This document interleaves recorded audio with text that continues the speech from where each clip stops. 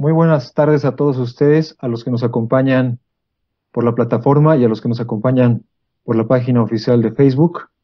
Les damos la bienvenida a este tercer día de este ciclo de conferencias que hemos organizado con el Instituto de Investigación de la Universidad Pública del Alto. Estamos ya a la mitad de este ciclo y diremos que ahora nos toca ver ya un tema más específico, más puntual, y hemos traído para eso a un experto en el campo de tratamiento de aguas residuales y en particular en la parte de investigación. El día de ayer, la ingeniera Ángela Salinas nos comentaba los detalles sobre la brecha que existe entre el tratamiento de aguas residuales y saneamiento y nos mostraba qué problemas se han identificado en el Inventario Nacional de Plantas de Tratamiento en Bolivia.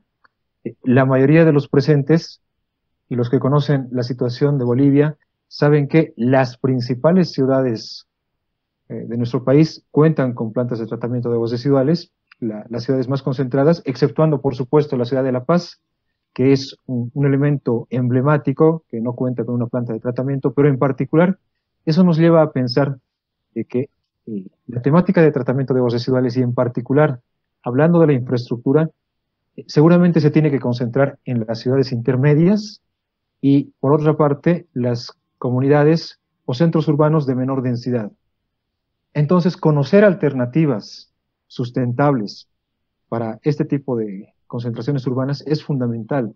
Y no solamente alternativas que respondan al estado del arte, sino que respondan a una evidencia empírica.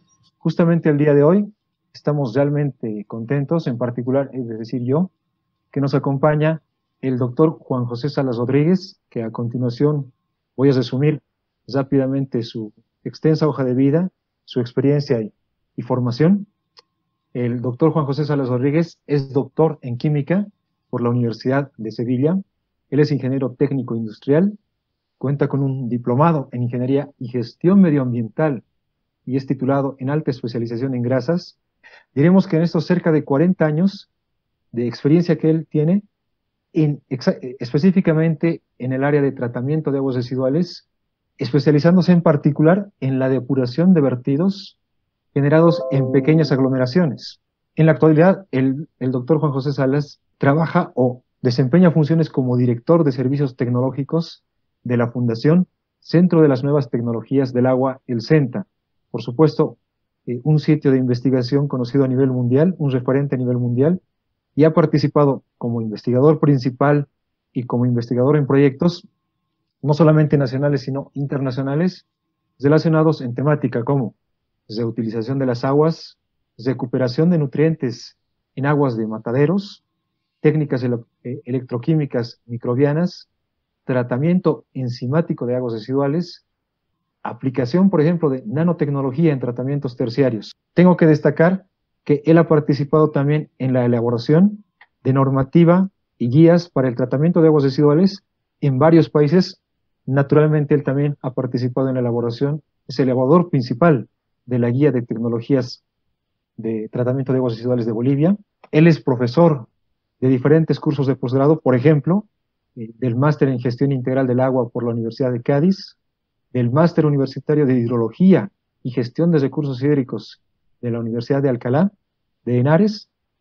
También participa como profesor de posgrado en gestión del ciclo integral del agua en la Universidad de Extremadura. Un punto fundamental, un referente a nivel mundial es el CEDEX, y también el doctor Juan José Salas participa como profesor principal en los cursos que periódicamente se desarrollan en el CEDEX. Podría extenderme más, pero lo principal acá y por lo que todos estamos es seguramente para escuchar al doctor Juan José Salas, a quien a continuación le cedo la palabra y la sala. Buenas tardes a todos y ante todo pues agradecer a la Universidad Pública del Alto la invitación, que evidentemente no podía rechazar, y muy especialmente agradecer la labor del ingeniero Roger, amigo de tiempo A, de mis peripecias bolivianas. El título de la conferencia es La naturaleza como base de la depuración y específicamente tratamiento de aguas residuales en pequeñas comunidades mediante la tecnología de humedales. El índice de lo que vamos a ver es el siguiente. Haremos una muy breve presentación del lugar en el que trabajo, la Fundación CENTA. Entraremos en materia poniéndonos de acuerdo a qué llamamos pequeñas comunidades. Veremos la situación en Bolivia de las pequeñas comunidades. Entraremos ya en faena hablando de los fundamentos y una introducción a las tecnologías basadas en la naturaleza. Seguiremos con lo que es el objetivo básico de la charla de hoy, la depuración mediante humedales. Y luego, para acabar, creo interesante hacer un resumen, una serie de recomendaciones que, aunque están enfocadas en este caso concreto a las pequeñas poblaciones, se pueden aplicar a cualquier tipo de población. Acabaremos con referencias y, como manda la norma de buena educación, pues nos despediremos. Empezando por la presentación. Como decía Roger, yo trabajo en la Fundación Pública Andaluza, que se llama Centro de Nuevas Tecnologías del Agua, y el acrónimo es CENTA. ¿Y qué es CENTA? Pues CENTA... Tengo problemas para avanzar. Ahí. La Fundación Pública Andaluza es un centro de investigación, eso hay que quede claro, nos dedicamos a la investigación, pero investigación muy aplicada, no hacemos investigación básica prácticamente, sino investigación aplicada para resolver problemas en el campo del tratamiento de las aguas residuales.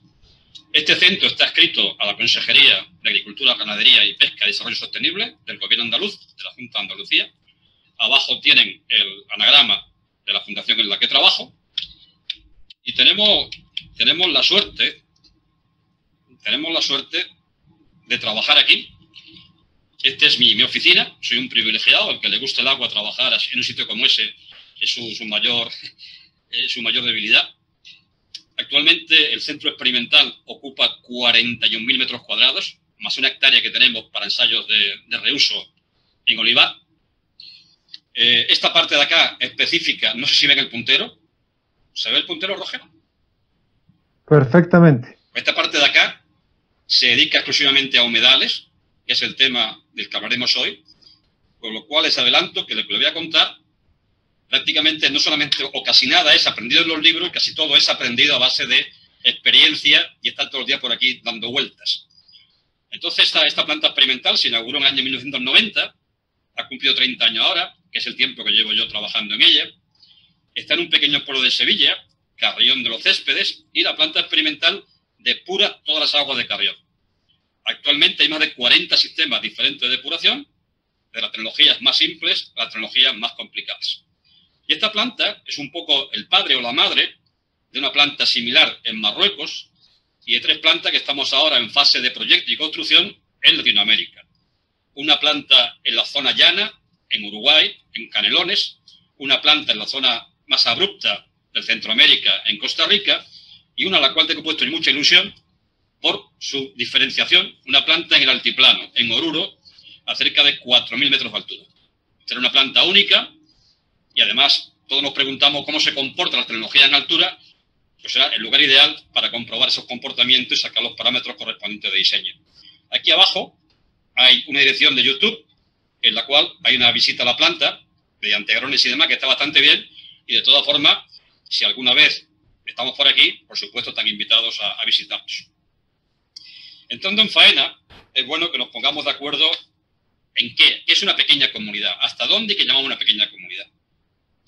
Y aquí hay que hacer una salvedad, porque aquí en Europa nuestra normativa de aguas no habla de municipios ni de comunidades, habla de aglomeraciones urbanas, que se define de la siguiente manera: zona geográfica que está formado por uno o varios municipios o por parte de uno o varios de ellos que por su población o actividad económica constituye un foco de generación de aguas residuales que justifique su recogida y conducción a una PETA. De forma más gráfica y más entendible, aquí están las distintas posibilidades de aglomeración. Lo más habitual es que una comunidad tenga una depuradora y constituya una única aglomeración urbana. Pero puede ocurrir, por economía de escala, que nos interese unir varias comunidades y constituir una única aglomeración. También se nos puede dar que en un municipio tengamos 2 vertidos con pendientes que compliquen la unificación de los vertidos y tengamos 2 depuradoras. Entonces ese municipio se convierte en 2 aglomeraciones. En el caso más extraño, que se da pocas veces, pero también hay que tenerlo en cuenta, puede ocurrir que tengamos 2 municipios distintos y cojamos parte de uno, parte de otro, por tema orográfico, y vaya a una edad. Son toda la casuística de las aglomeraciones. En definitiva, la aglomeración urbana es una herramienta de planificación, Cuando cogemos un territorio y decimos, ¿cómo vamos a depurar el territorio? Vamos a ver, ¿con quién podemos juntar los municipios? Siempre se intenta unificar al máximo por un tema de economía de escala, pero no siempre es posible, por el tema orográfico, tema de coste, tema medioambiental. Y vuelvo a repetir, objetivo inicial, aglomerar todo lo que se pueda.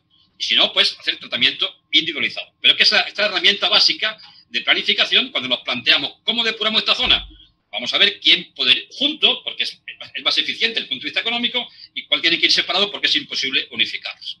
Ese es el concepto de aglomeración urbana. Y aquí en Europa, ¿qué es pequeño? Pues de acuerdo con nuestra legislación, una aglomeración pequeña es la que tiene menos de 2.000 habitantes equivalentes. Y aquí aparece otro concepto nuevo, habitantes equivalentes, que también lo define nuestra legislación, diciendo que un habitante equivalente se corresponde con 60 gramos de DBO5 al día. Es decir, un habitante europeo contamina de media 60 gramos de DBO5. Esto, de la población equivalente, es un tema que imagino que poco a poco irá entrando en los países latinoamericanos, porque ayuda y simplifica en el tema del diseño. ¿Cómo se calcula la población equivalente?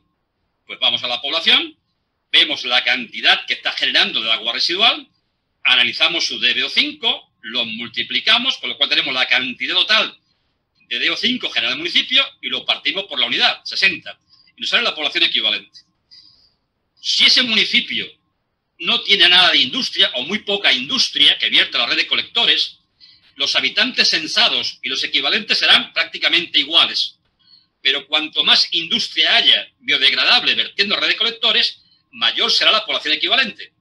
Y puede ocurrir que un pequeño municipio de 1.000 habitantes censados contamine como uno de 5.000, porque en ese municipio hay un matadero que está vertiendo a la red de alcantarillado.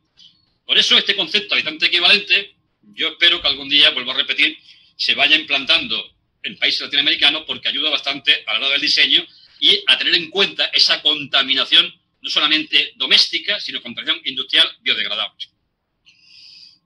Bien, y en el caso de... ¿Qué ocurre en el caso boliviano?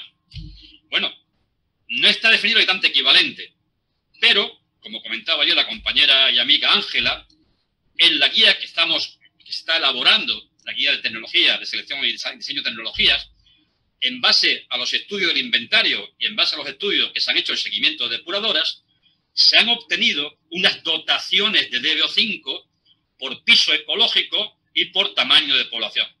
Estamos viendo que para tamaños grandes, en el entorno de 50.000 habitantes, las dotaciones de DBO son similares a nuestros 60 gramos de DBO5 europeos, pero cuanto más pequeñas son las poblaciones, y especialmente en el caso del altiplano, las dotaciones son mucho menores. Eso hay que tenerlo en cuenta a la hora de que empezamos a trabajar con habitantes equivalentes. ¿Y cómo está la situación en Bolivia en cuanto a pequeña población? Pues aquí están repartidas en los 9 departamentos existentes por rango de población, el más pequeño, los 2.000, de 2.001 a 10.000 y más de 10.000. Y estamos viendo que en el rango que nos compete, el rango pequeño, prácticamente 1/3 de la población boliviana está viviendo en ese rango. Con lo cual, como comentaba inicialmente Roger, adquiere gran importancia las tecnologías y cómo trabajar y hacer expertos en este campo de la depuración a pequeña escala, en pequeñas comunidades. Bien, con eso hemos sentado un poco las bases y entramos ya en faena hablando de las tecnologías que se basan en la naturaleza. Quiero que quede claro esta definición en lo que consiste depurar un agua residual, en transformar ese agua residual en un efluente tratado que cumpla la legislación vigente, en nuestro caso, también lo hablaba ayer Ángela, el reglamento de contaminación hídrica, pero no solamente basta con que cumpla ese decreto, sino también con un mínimo coste económico y ambiental. Si estamos cumpliendo normativas de vertido, pero estamos haciendo daño al medio ambiente a unos costes exorbitantes, no estamos cumpliendo los principios de la depuración. Y como saben, y se contó muy bien en la primera charla que hemos tenido de este ciclo, cuando depuramos aguas residuales, las sometemos a una serie de etapas, pretratamiento, primario, secundario y terciario, donde empezamos quitando las cosas más sencillas y dejamos las cosas más complicadas para el final. Inicialmente, en los pretratamientos primarios, quitamos los objetos gruesos, lo que pesa y lo que flota. Y hacemos uso prácticamente de la física. De forma muy simple quitamos eso. Pero a partir de ahí nos queda la contaminación en forma soluble o coloidal, que no va a decantar. ¿Qué es lo que hacemos para poder quitar esa contaminación soluble? Bueno, pues echamos mano de la biología, principalmente vía aerobia. Y aquí tienen la ecuación que rige la depuración aerobia de las aguas residuales, donde lo que aparece aquí, estos elementos, carbono, oxígeno, hidrógeno, nitrógeno y azufre, representan los elementos principales que encontramos en el agua residual. Trabajamos con bacterias, degradación biológica, aerobia, aportamos oxígeno. Esas bacterias van a oxidar parte de estos componentes y van a aprovechar también esos componentes para obtener energía y para su crecimiento. ¿Qué es lo que estamos haciendo? Convertir la contaminación soluble en contaminación decantable en forma de lodos y en CO2. Es decir, esa es la clave del tratamiento biológico. Hemos quitado lo que decanta y lo que flota, y lo que está en forma coloidal, que no va a decantar, lo convertimos en decantable transformándolo en lodos, y también parte de ese carbono va a la atmósfera oxidado como CO2. Esa es la base de la depuración del tratamiento aerobio de las aguas residuales. De forma más intuitiva, lo que aparece aquí lo tenemos en esta gráfica, y aquí tenemos los tres componentes básicos para depurar agua residual. Por supuesto, agua residual, que viene a ser la comida de los microorganismos, bacterias, que son los comensales, y como estamos trabajando vía aerobia, oxígeno. Si juntamos las proporciones adecuadas de estos tres componentes, estas bacterias emplean esta materia biodegradable como sustrato para su crecimiento y para la obtención de energía. Estas bacterias van a crecer, afortunadamente se van a unir, si no esto no funcionaba, van a flocular, y en la última etapa del proceso, en un decantador, por gravedad, por la parte baja del decantador salen estas bacterias en forma de lodos biológicos, y por la parte superior agua depurada. Es decir, llega una corriente, agua residual, y salen dos corrientes, lodos y agua depurada. El destino más lógico y sostenible de ambas corrientes sería su reuso. Pero ojo, para eso se requiere una legislación exigente y actualizada para no tener problemas, ni con el agua depurada, ni con los lodos a la hora del reuso. Eso es una carencia, en el tiempo que hemos estado viendo que está en Bolivia, es una carencia que habrá que ir avanzando en el tiempo para dotar al país de una legislación similar a la que existe ya en otros países en cuanto al reuso de agua depurada y al reuso de lodos. Otra pregunta que a veces a la gente, oye, ¿y de dónde saca? El agua residual viene todos los días, el oxígeno lo suministramos. ¿Y los comensales de dónde vienen? Pues los comensales generalmente vienen del agua residual. El ser humano contamina, pero en sus propias heces aporta los comensales para que se depure. De forma, es un poco un ciclo. Perfecto. Bueno, ¿y qué pasa en las pequeñas poblaciones? Cuando voy a depurar, ¿qué condicionantes tengo? ¿Cómo se debe ser la tecnología en una pequeña comunidad? Pues muy importante, mínimo consumo energético. Y si puede trabajar sin ningún consumo energético, mejor. Son ahorros de coste, mantenimiento de equipo electromecánico, a veces tendidos eléctricos que hay que hacer con el coste medioambiental y el coste económico. Pero si somos capaces de depurar sin coste energético, mejor que mejor. Mantenimiento y explotación muy simples, que no requieran técnicos cualificados que elevan el coste del tratamiento. Otra cosa muy importante, en las pequeñas poblaciones, el agua a tratar fluctúa mucho a lo largo del día, en caudal y concentración. Con lo cual las tecnologías deben ser capaces de soportar, de actuar como colchón, soportando esos cambios bruscos diarios. Y por último, y no se nos olvide, y ese recalcó, y creo que de forma muy insistente e interesante, Ángela, que recalcó esta, en el tema de lodos. No es una depuradora aquello en lo que solamente se piense en la línea de agua y se olvide de lodos. Está condenado al fracaso. Y en pequeña población hay que buscar que esos lodos que se van a generar simplificar al máximo su gestión. Ahora lo veremos a lo largo de la presentación. Entonces serían los condicionantes que buscamos cuando estamos depurando a pequeña escala, en pequeñas comunidades.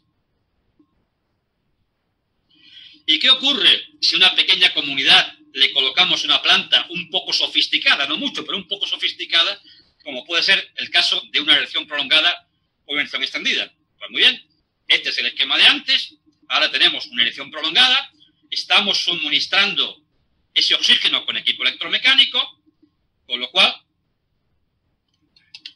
tenemos un consumo energético, tenemos un mantenimiento, para que tengamos alguna cifra en la cabeza. Si estamos trabajando como erección prolongada, estamos gastando del orden de 0,7 kilovatios hora por metro cúbico de agua residual, y eso a presión normal. Cuanto más subimos, se incrementa el coste. Si en el altiplano, un sistema de gestión prolongada consume mucho más energía que en el llano o con el valle. Entonces tenemos ahí un inconveniente, ese consumo energético, ese mantenimiento. Evidentemente, antes hemos dicho muy alegremente, las bacterias comen, crecen y se unen. Pero no siempre pasa así. Y hoy es muy frecuente que en plantas de gestión prolongada aparezcan familias de bacterias indeseables como son las filamentosas, que hacen que la decantación sea complicada. ¿Y eso cómo se solventa? Pues se solventa con técnicos. Pero ese técnico tiene un coste. Y por último tenemos los lodos. Este sistema de gestión prolongada, todos los días tienes una esclavitud. Hay que sacar y gestionar lodos. Con lo cual, ese consumo energético, esa necesidad de técnicos cualificados, esos lodos, ha hecho que en muchos sitios, yo creo que en prácticamente todos los países del mundo, si buscamos, encontramos tecnologías de erecciones prolongadas o similares que se han aplicado a pequeña población totalmente abandonadas. Entonces, ¿qué hace falta? Bueno, para solventar esto hay que pensar en tecnologías diferentes, tecnologías más sostenibles, y aquí aparece el concepto de tecnologías extensivas. Vamos a ver qué es esto de las tecnologías extensivas.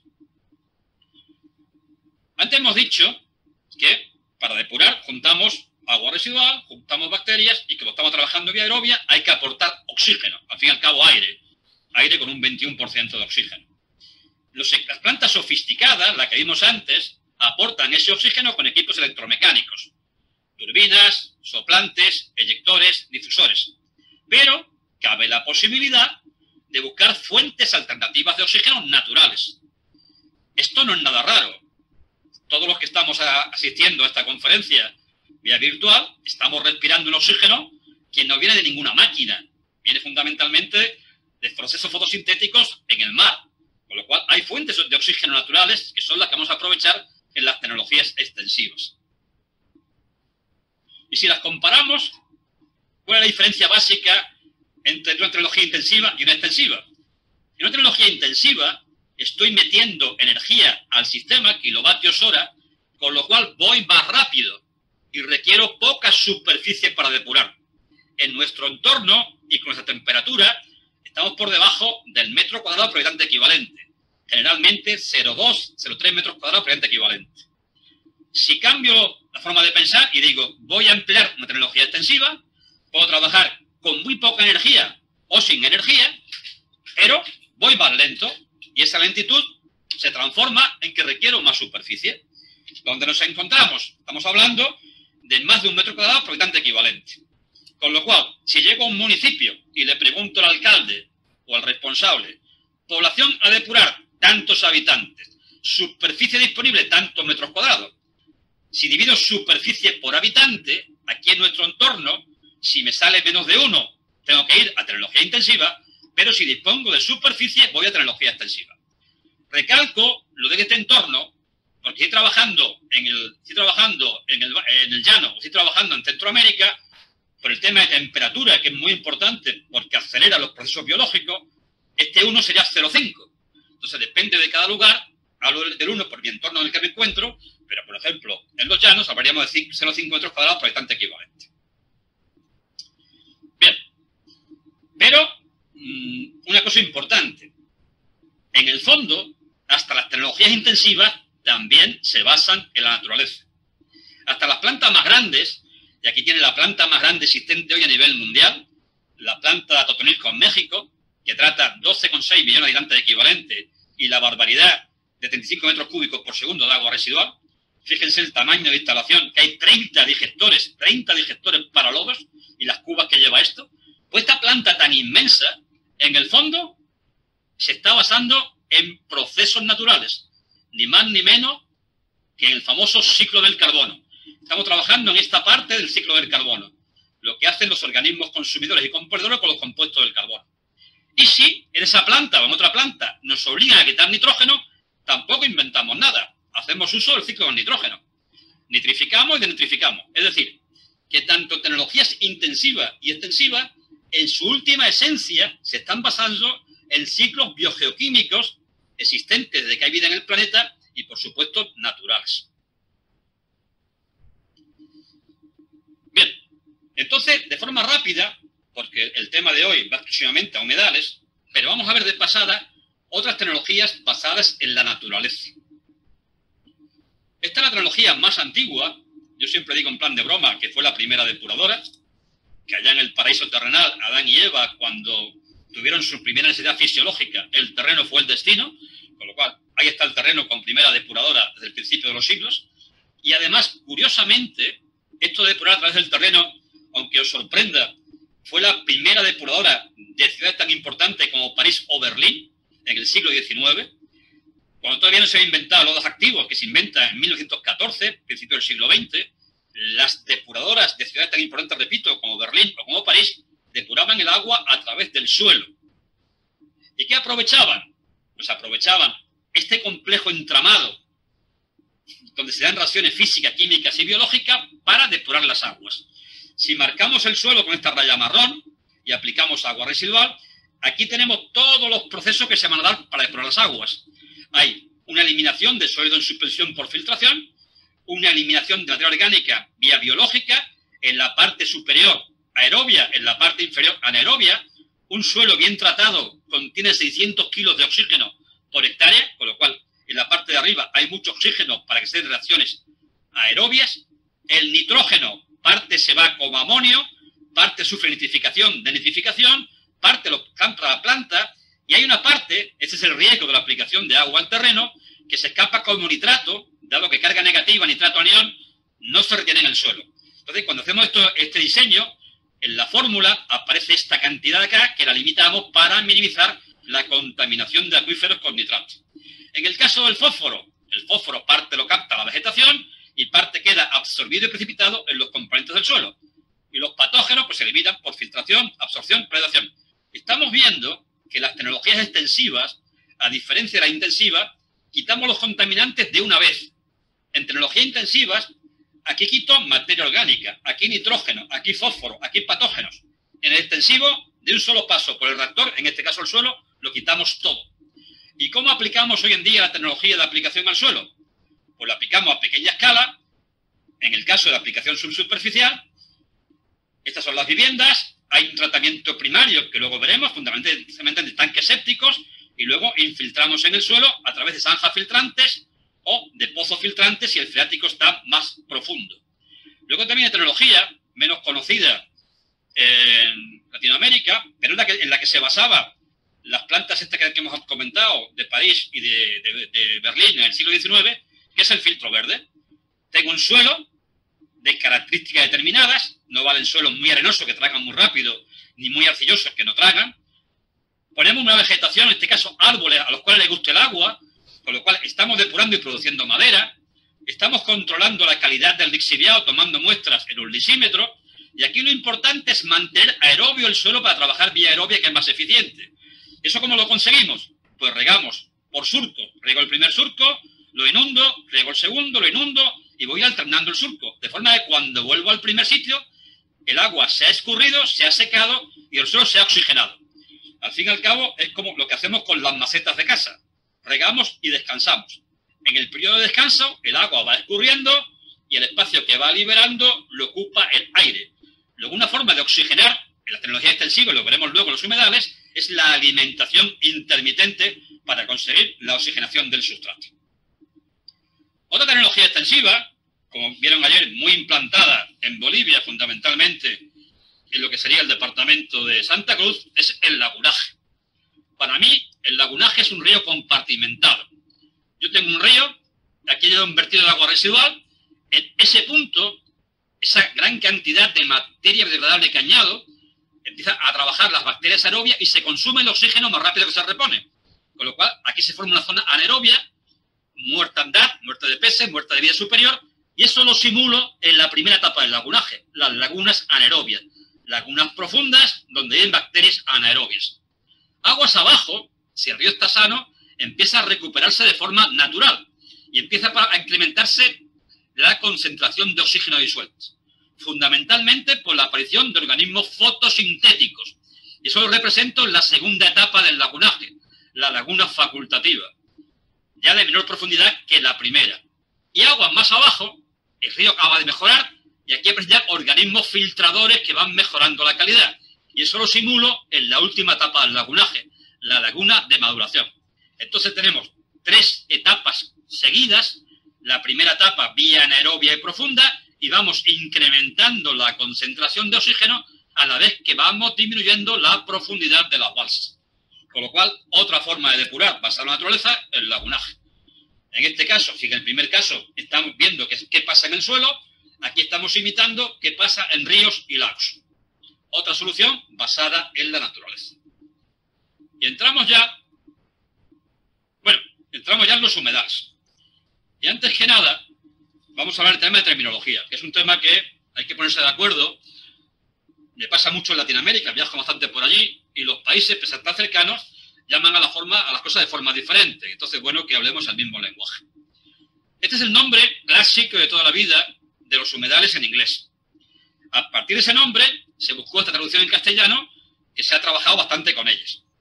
Yo trabajaba hasta hace poco con humedales artificiales. Aquí aparecía una duda o una réplica, porque la gente que defendía esta terminología me decía que artificial tiene connotaciones negativas. Yo lo rebatía diciendo, bueno, eso depende. Si te ponen un corazón artificial, la palabra artificial deja de ser negativa. Y últimamente, bueno, otra denominación, Centroamérica, y sobre todo a pequeña escala, y fundamentalmente en Costa Rica, la palabra es biojardineras. Esta sí que no es válida. Hay gente que llama esto filtro verde. Está equivocado, filtro verde, lo que hemos visto, la plantación esa de árboles regada. Y ahora últimamente se ha llegado a un consenso y ya no se dice ni un construido ni artificial. Simplemente se habla de humedales para el tratamiento de las aguas residuales. Luego les hablaré de mi vida como escritor de post y demás, y les contaré cómo hemos llegado a esta conclusión de llamar a los humedales sin apellido, humedales. Así se acaban las polémicas con el resto de los colegas. Eso me ha supuesto cambiar todas las diapositivas, pero ya tengo cambiadas para el futuro. Bien, pues ahora vamos a imitar lo que pasa en zonas húmedas naturales, que son zonas húmedas, son muy productivas. Y vamos a hacer pasar las aguas a través de estas plantas que viven en las zonas húmedas para que se den procesos físicos, químicos y biológicos y depuremos las aguas. Bien, antes hemos dicho que lo básico en depuración biológica aerobia es conseguir ese oxígeno, en el caso de tecnología intensiva, a coste cero o muy barato. En este caso, las plantas que viven continuamente encharcadas, plantas que se llaman plantas helófitas, ¿por qué? Nunca se han preguntado por qué hay plantas que pueden vivir siempre encharcadas sin que se pudran las raíces. Deberán tener algún mecanismo que permita eso. Pero todas estas plantas que viven encharcadas continuamente tienen un mecanismo que les permite estar bombeando oxígeno atmosférico directamente desde hoja y tallos a la zona radicular.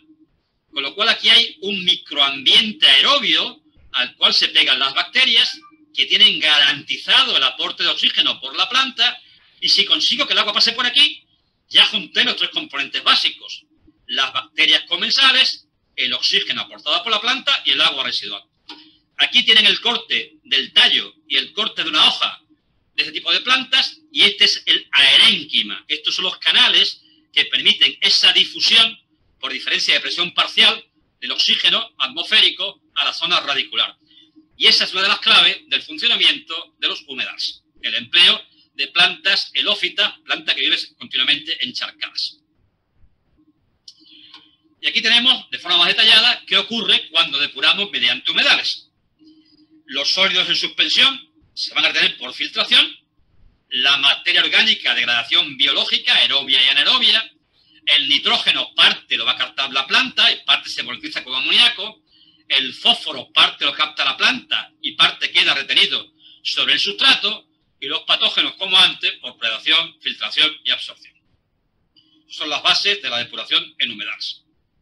Otro tema importante, los biólogos, no sé si alguno me estará escuchando, espero que sí, llaman a los humedales naturales los riñones de la tierra. Aquí una bonita diapositiva, simulando unos riñones verdes. Entonces también este tipo de tecnología de depuración es capaz de agregar un número de sustancias, entre ellas esta famosa amenaza que tenemos ahora encima de nuestras cabezas, que son la contaminación o los contaminantes emergentes. todo el tema de medicamentos, aseo corporal y otros compuestos que poco a poco nos van preocupando en nuestra salud y en el medio ambiente, y que por eso reciben nombre de contaminantes emergentes, por esa preocupación creciente sobre ellos, y cada vez hay legislación más exigente que poco a poco nos irán obligando a ir eliminándolos. Bien, bueno, pues vamos ahora a entrar en faena y vamos a hablar de las familias que tenemos de humedales. Y se distinguen de forma muy sencilla. Si yo me acerco al humedal y veo el agua, estoy hablando de humedal de flujo superficial. Si no veo el agua, hablo de humedal de flujo subsuperficial. Que no vea el agua tiene cosas muy importantes. No ver el agua es no mosquitos, no contacto del agua con las plantas, no contacto del agua con las personas. Con lo cual es interesante esto de no ver el agua. Bueno, y aquí se ve el agua, sí, pero esta tecnología, como veremos ahora, se emplea como afino. Recibe ya aguas depuradas. Sin embargo, esto de aquí recibe agua solamente con tratamientos primarios, con lo cual es importante que el agua no aflore para evitar mosquitos, olores y contaminación de plantas o de personas. Entonces, ¿qué veo el agua? Humedal superficial. ¿Qué no la veo? Humedal subsuperficial. Y aquí hay dos subfamilias. Si el agua avanza en sentido horizontal, hablo de humedal horizontal, y si va de arriba abajo, humedal vertical. Vamos a verlo con detalle en las siguientes diapositivas. Aquí tenemos una sección transversal de un humedal superficial. Es una balsa impermeabilizada. ¿Y con qué la impermeabilizamos? Con lo más barato que encontremos en el entorno. Arcillas, bentonitas, lámina plástica, lo más barato, pero debe estar estanca. En el fondo colocamos una capa de grava y sobre ella colocamos plantas emergentes. ¿Por qué una capa de grava? Porque hace una especie de cultivo hidropónico para obligar a la planta a captar todo lo que requiera del agua. No hay tierra vegetal que le aporte nutrientes. La lámina de agua es una lámina escasa, no más de 40 centímetros.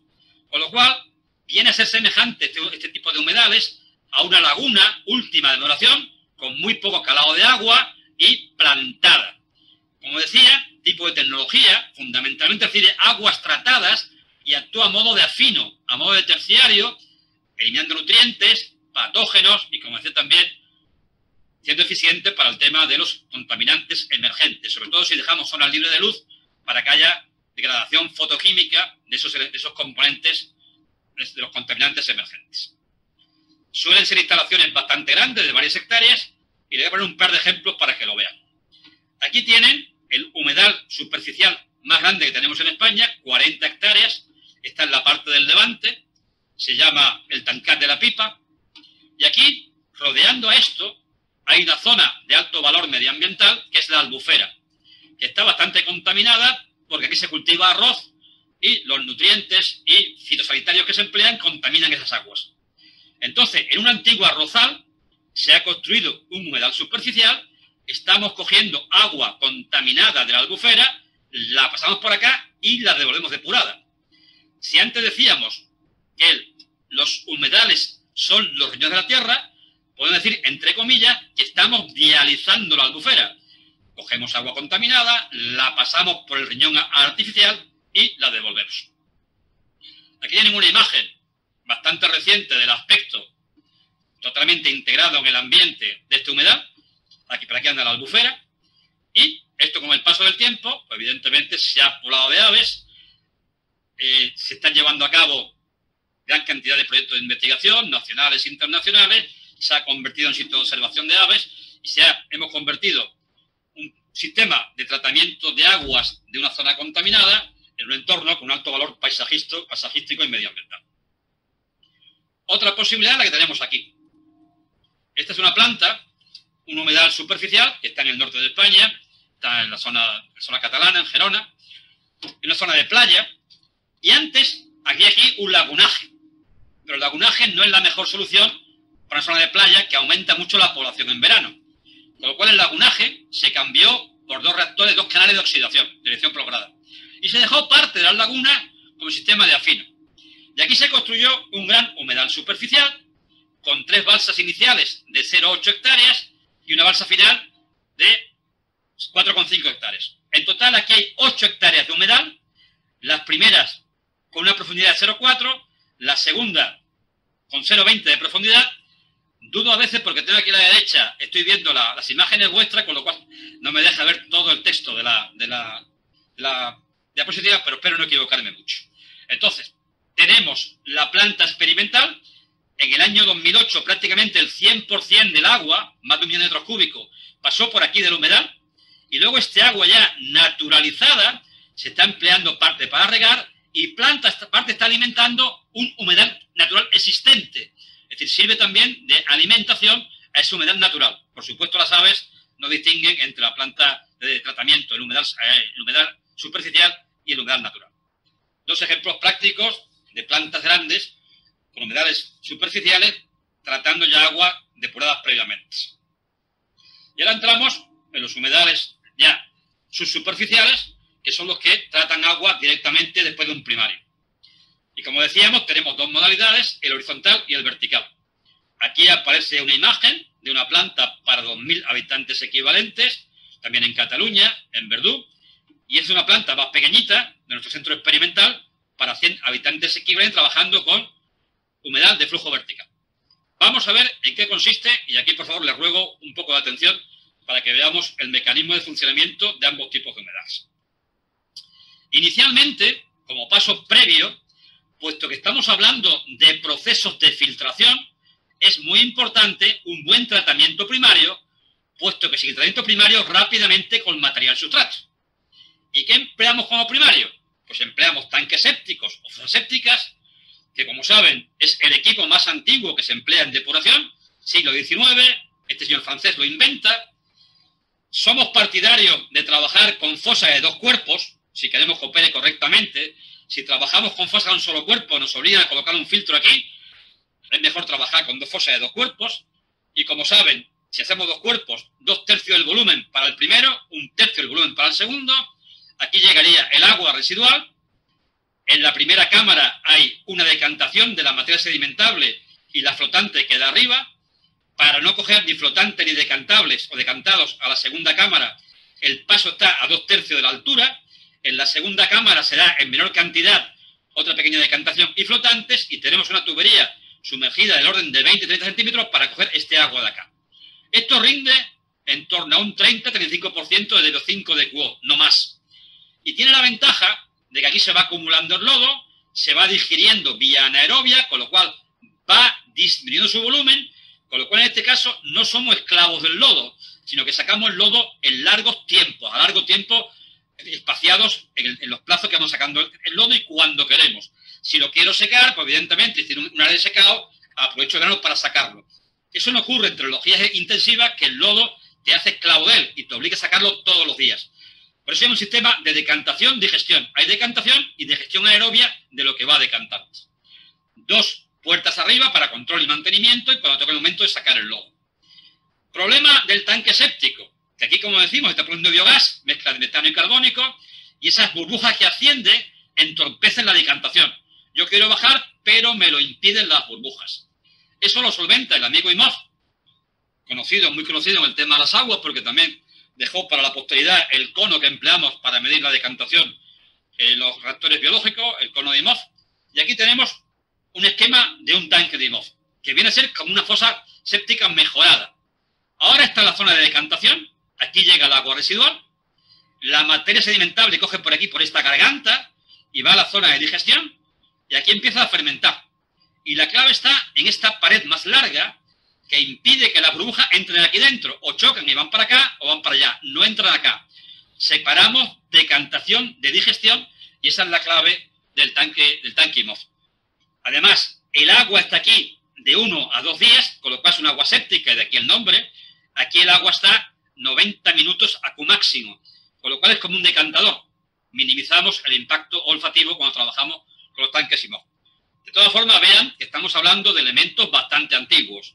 Tanque séptico, siglo XIX, tanque Imhoff, principio del siglo XX. Ahora estamos en un proyecto de investigación dentro de la Fundación para dar una vuelta de tuerca y actualizar, hacer tratamientos primarios que se correspondan más con el siglo XXI y darle un poco de ayornamiento, de puesta al día de tecnologías bastante antiguas, como es el tanque séptico y el tanque Imhoff. Bien, el agua procedente, bueno, aquí tienen, les dejo también los parámetros de diseño, les dejo los rendimientos y les dejo la generación de lodos, tanto para el tanque IMOV como para el tanque séptico. Y vamos a lo interesante. Aquí tenemos una sección de un humedal de flujo horizontal. Por aquí llegaría el agua residual, aquí estaría el tratamiento primario, en este caso un tanque séptico, y aquí tenemos una sección del humedal de flujo horizontal. Una excavación en el terreno, impermeabilizado, no quiero que se me escape el agua y contamine los acuíferos. Repito que impermeabilizamos con lo más barato que el entorno. Colocamos un sustrato inerte de grava, ahora veremos de qué característica. Ponemos planta típica de zonas húmedas, el sustrato le sirve para que la raíz vaya enraizando. Esta planta está aportando oxígeno por la raíz. Aquí se pegan las bacterias, tanto al soporte de la piedra como a las propias raíces. Hay una pendiente del 1% de cabecera a cola. El agua va discurriendo por aquí, por esta maraña de rizomas, raíces y grava donde está la biomasa fijada. Es un tratamiento de biomasa de película fija. El agua se va depurando y llega aquí a la salida. Aquí en el fondo hay una tubería perforada que recoge el agua tratada. Esta es la arqueta de salida y esto es importante. Aquí hay un mecanismo con el cual regulo el grado de encharcamiento. De forma que jugando con la altura, yo dejo el agua dentro del sustrato unos 5 centímetros por debajo de la superficie.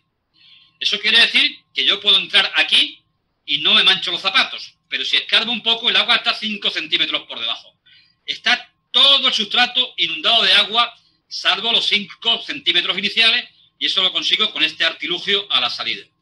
Quédense con esta forma de trabajar, porque es muy importante y condiciona el funcionamiento de tipo de humedal. Estamos trabajando con un sustrato totalmente o prácticamente casi totalmente encharcado. En el caso del flujo vertical, la cosa cambia. Igual que antes, si tengo una excavación en el terreno, impermeabilizada, un sustrato inerte, plantas, pero ahora alimento de arriba a abajo, y la gran diferencia es que alimento de forma intermitente. ¿Y por qué? Lo dijimos antes cuando hablamos del filtro verde. Porque alimentando intermitentemente consigo una muy buena oxigenación del sustrato. Ahora no está inundado el sustrato, sino que el agua va percolando.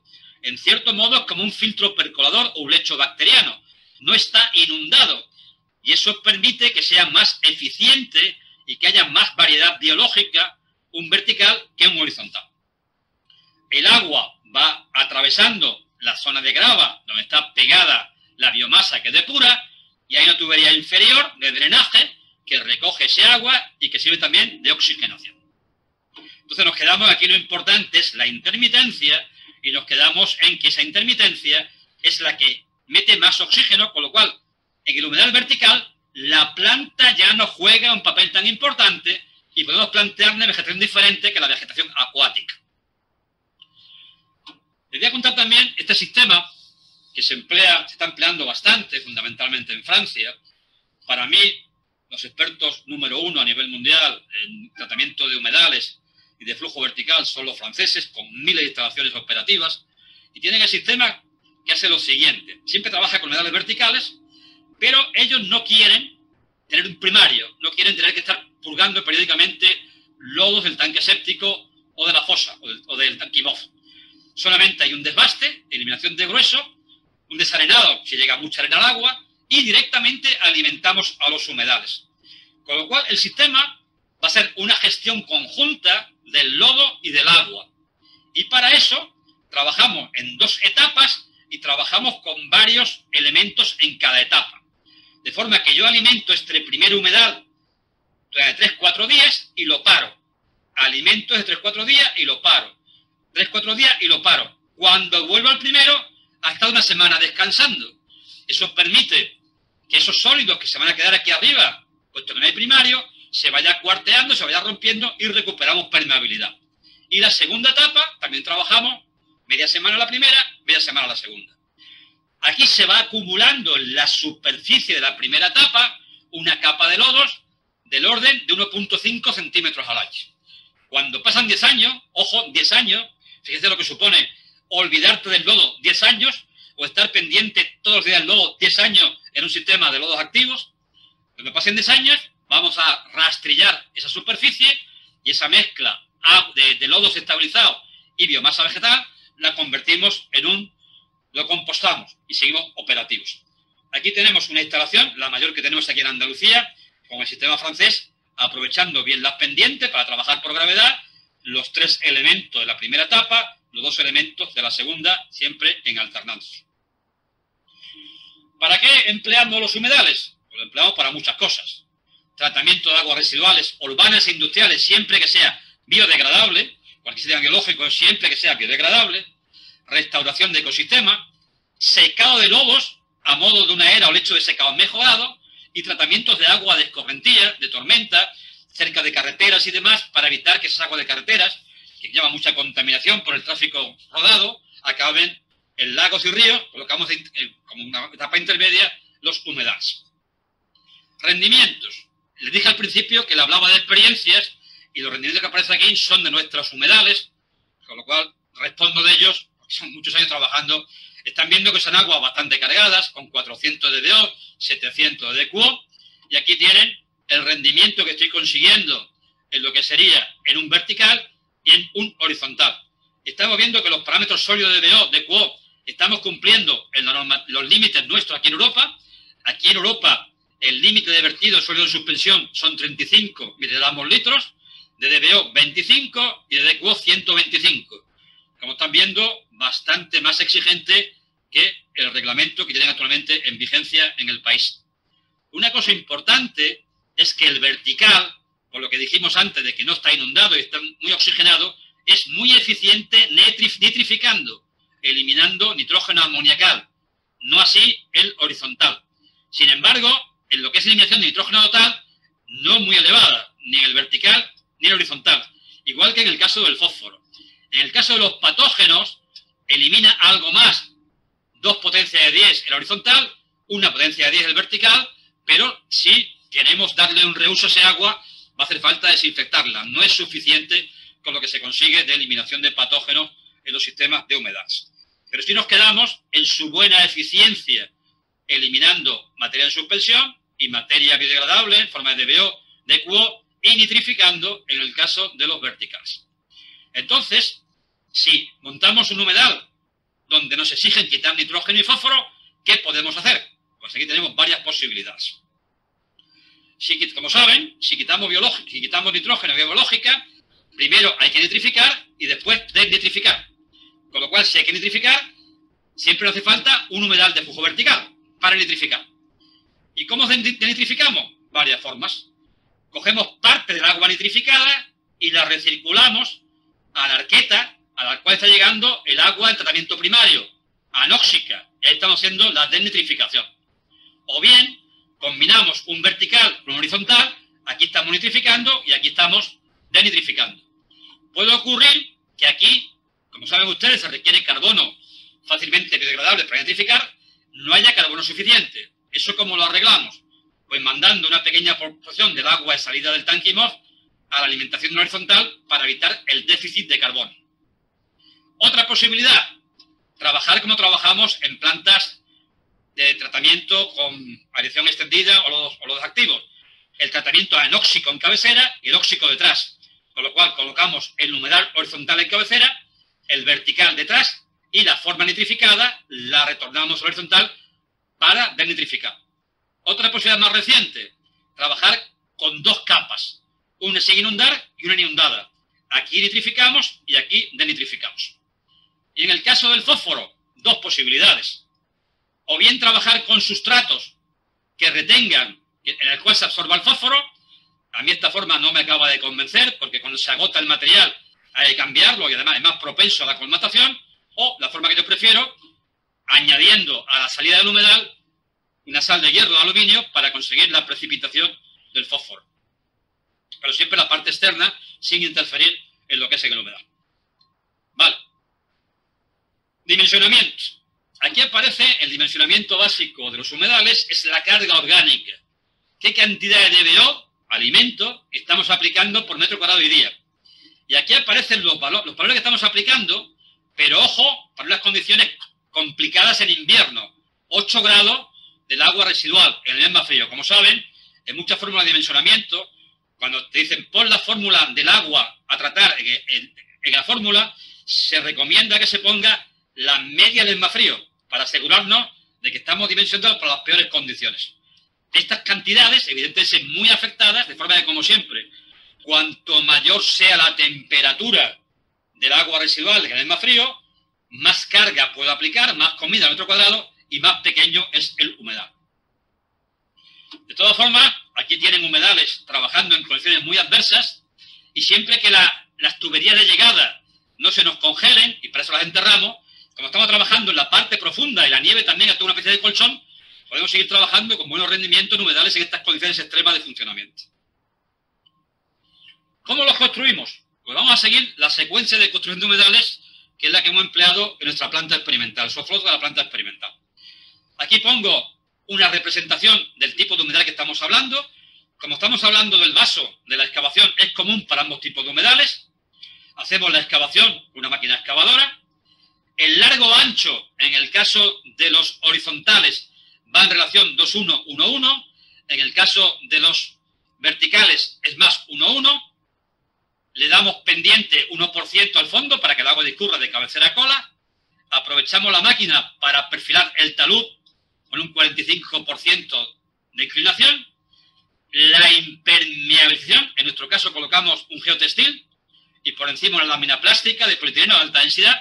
Sí es importante, y por favor no cometen el error que he visto muchas veces, que prácticamente colocan bolsas de basura para impermeabilizar. Eso no vale para nada. La propia raíz de la planta y la grava puede perforar lámina plástica si no tienen el espesor necesario. Hablamos de 2 milímetros como mínimo para evitar eso. Y luego constructivamente recomendamos que la arqueta de salida quede integrada en lo que es el vaso. Y la lámina plástica la fijamos a la arqueta de salida mediante unas pletinas metálicas. Así tenemos construido lo que es el vaso, tanto en verticales como en horizontales. Seguimos avanzando. Ahora vamos abajo arriba, vamos como realmente lo construiríamos. No serían los pasos para construirlo. Ahora estamos en un horizontal y estamos en la zona esta de acá, en la zona de salida. Esta es la arqueta de salida. Aquí ven las pletinas metálicas que cogen la lámina plástica para hacer estanco el vaso. Esta es la tubería que le decía que recoge los efluentes ya filtrados. Esta es la T que pasa el efluente filtrado a la parte interna de la arqueta y esta es la parte interna de la arqueta. Y esto es lo menos que se despacha para controlar el nivel dentro del humedal. Una tubería flexible con una cadena, de forma que controlamos lo que dijimos antes. Esta lámina de agua para que el humedal esté prácticamente encharcado menos los 5 primeros centímetros. Es en el caso de horizontales, los drenajes son de 100 milímetros de tamaño. Y en el caso de los verticales, pues colocamos varios drenes longitudinalmente, separados 2 metros y de 100 también de diámetro. Todos los drenes convergen en la arqueta de salida. Esos drenes se embuten en una capa de unos 20 centímetros de espesor de gravilla silícea de 25-40. Y aquí se ven cómo el interior de la arqueta y las 5 tuberías como vierten a la arqueta. Para mejorar la aireación, inicialmente colocábamos chimeneas por toda la tubería de recogida. Con el tiempo se ha visto que eso es caro y no merece la pena. Yo lo que estamos haciendo es simplemente lo que está en la figura, dejar una única chimenea en el extremo del humedal. El agua entra para acá, sale por aquí, y aquí dejamos esta tubería, esta sería la arqueta de salida y una apertura por acá. No colocamos chimeneas intermedias. Otra cosa muy importante constructivamente es que el nivel del agua en la arqueta de salida no puede superar estas tuberías de salida, si no impediríamos el paso del aire. Sería como si en un lecho bacteriano tapásemos las ventanas. El agua tiene que quedar por debajo de las tuberías para no impedir la circulación del aire a través del drenaje. Vale. Y ahora llega la parte más importante y la clave de los humedales. Sin esto el humedal no va a funcionar. Hay que ser muy exigente con la selección del tamaño y del tipo de humedal. En el caso de humedales horizontales se recomienda gravilla silícea de 6 a 12 milímetros de tamaño efectivo y con un espesor en el punto medio de 60 centímetros. En el caso de los verticales estamos trabajando con sistema multicapa. En el fondo, como dijimos, hay una capa de gravilla que cubre la tubería de drenaje. Esta capa tiene 20 centímetros y gravilla 25-40. Sobre ella descansa una capa de gravilla, que es la que realmente depura, de 3 a 8 milímetros, silícea, 70 centímetros de espesor y arriba del todo una capa de arena gruesa que nos ayuda a repartir mejor el agua. Actúa como freno y por capilaridad reparte mejor el agua en superficie del sustrato. Insisto que es la clave del buen diseño y funcionamiento humedal, la elección adecuada del sustrato. Si no, está condenado el sustrato a colmatarse más pronto que tarde. Aquí tenemos imágenes de la colocación. Llega el camión, va repartiéndolo por la periferia para favorecer el reparto, o bien empleamos un camión grúa con un cubilete para ir repartiendo. En el caso de los sistemas horizontales, que no hay tuberías en el fondo, puedo emplear maquinaria ligera, evidentemente con lámina plástica de 2 milímetros, no con bolsa de basura, y siempre la fuerza humana, hay que echar mano de la pala para conseguir el reparto. Un tema muy importante. ¿De qué me sirve ser muy exigente con el tamaño de la grava si luego llueve y se arrastra arena o tierra del camino al humedal? Con lo cual, todo el humedal tiene que estar protegido por un bordillo que impida el paso de las aguas de escorrentía al humedal. Eso es básico. Bien, vamos a ver ahora cómo alimentamos a los humedales. Aquí está el horizontal y aquí está el vertical. Aquí tenemos, este es el material filtrante, la zona de llegada de un horizontal, que siempre se emplea una zona de piedras más gruesas para favorecer el reparto, y aquí tengo una tubería que estaría conectada al tratamiento primario, que está perforada, y por aquí va saliendo la alimentación para luego alimentar de forma horizontal esta grava que está acá. Esa tubería, en nuestro caso, tiene este diámetro de polietileno, tiene orificio de 3 milímetros de tamaño, separado cada 60 centímetros. Y para limpiar periódicamente la tubería, aquí hay un tapón que quito periódicamente para que el agua salga a presión y limpie la tubería, para evitar colmataciones. Si tengo humedales que tienen mucho frente, son muy anchos, con esto no consigo un buen reparto, y lo que hago es colocar un vertedero Thompson para conseguir, a través de estos vertederos, repartir homogéneamente el agua por todo el frontal del humedal. Y coloco las separaciones de 1 a 2 metros. En el caso de los verticales se ha evolucionado bastante. Inicialmente había una parrilla de riego con tuberías de 32 milímetros, con orificio de 0,3 centímetros, de 3 milímetros, perdón, cada 60 centímetros, y las tuberías separadas a 1 metro. ¿Qué pasa con esto? Que cuando crece la vegetación, nos pasa esto. Queda totalmente embutida la tubería en la arena, en la grava y en las raíces, con lo cual es imposible saber si estoy repartiendo homogéneamente. Con lo cual hemos dejado de trabajar con esta parrilla y ahora trabajamos con esta forma de reparto en humedales de flujo vertical. El humedal, la alimentación llega para acá, se va bifurcando y al final tenemos unos puntos de alimentación, un punto por cada 20-30 metros cuadrados de humedal, de superficie de humedal, con un tamaño de 2 o 3 pulgadas, con lo cual no se va a colmatar nunca. Y aquí abajo coloco una chapa, una baldosa, para que el agua al salir no perfore, no haga un camino preferencial, y esto me ayuda a chocar y a repartir mejor el agua. Eso es lo que hemos empleado ahora en el último humedal que hemos hecho, este que está acá, y aquí tienen el reparto, las bocas de salida, y aquí está viendo lo que dijimos antes, una chimenea solo colocada en el extremo. Ya no trabajamos con chimeneas intermedias. Y ahora llega un tema importante e interesante. Hemos dicho que en los verticales trabajamos con eliminación intermitente, con lo cual están ustedes pensando, bueno, pues ya requieres un bombeo para alimentar en intermitencia. Pues no. Si tenemos tan solo medio metro de desnivel, desde la salida del primario hasta la superficie del humedal, puedo trabajar con estos sistemas que se llaman sifones de autodescarga. Aquí abajo hay un vídeo que les recomiendo encarecidamente que lo vean cuando tengan tiempo. Yo se lo voy a explicar de forma gráfica un par de veces. Aquí está la arqueta donde estaría cayendo el agua procedente del tratamiento primario. Y este es el elemento que va a conseguir la alimentación intermitente. ¿Qué es lo que tiene? Una tubería flexible, una caja en la cual aparece la tubería que va a descargar el agua y un flotador. Esta tubería conecta con los humedales y esto es un tubo de seguridad que ahora contaré. Por aquí va cayendo el agua del primario, del vertical, del horizontal, y aquí está el vertical. Aquí está la tubería, que es la tubería que va a descargar el agua, y un flotador. Esta tubería conecta con los humedales y esto es un tubo de seguridad que ahora contaré. Por aquí va cayendo el agua del primario, del vertical, del horizontal, y aquí está el vertical. y el flotador hace que esto se vaya elevando, hasta que llega un momento en que no se puede elevar más, pero el agua sigue subiendo, hasta que coge por aquí, llena esta caja y descarga de forma rápida todo el agua para acá. Y vuelve a suceder otra vez lo mismo. Sube, baja, y va alimentando en intermitencia sin ningún consumo de energía y sin ningún equipo electromecánico.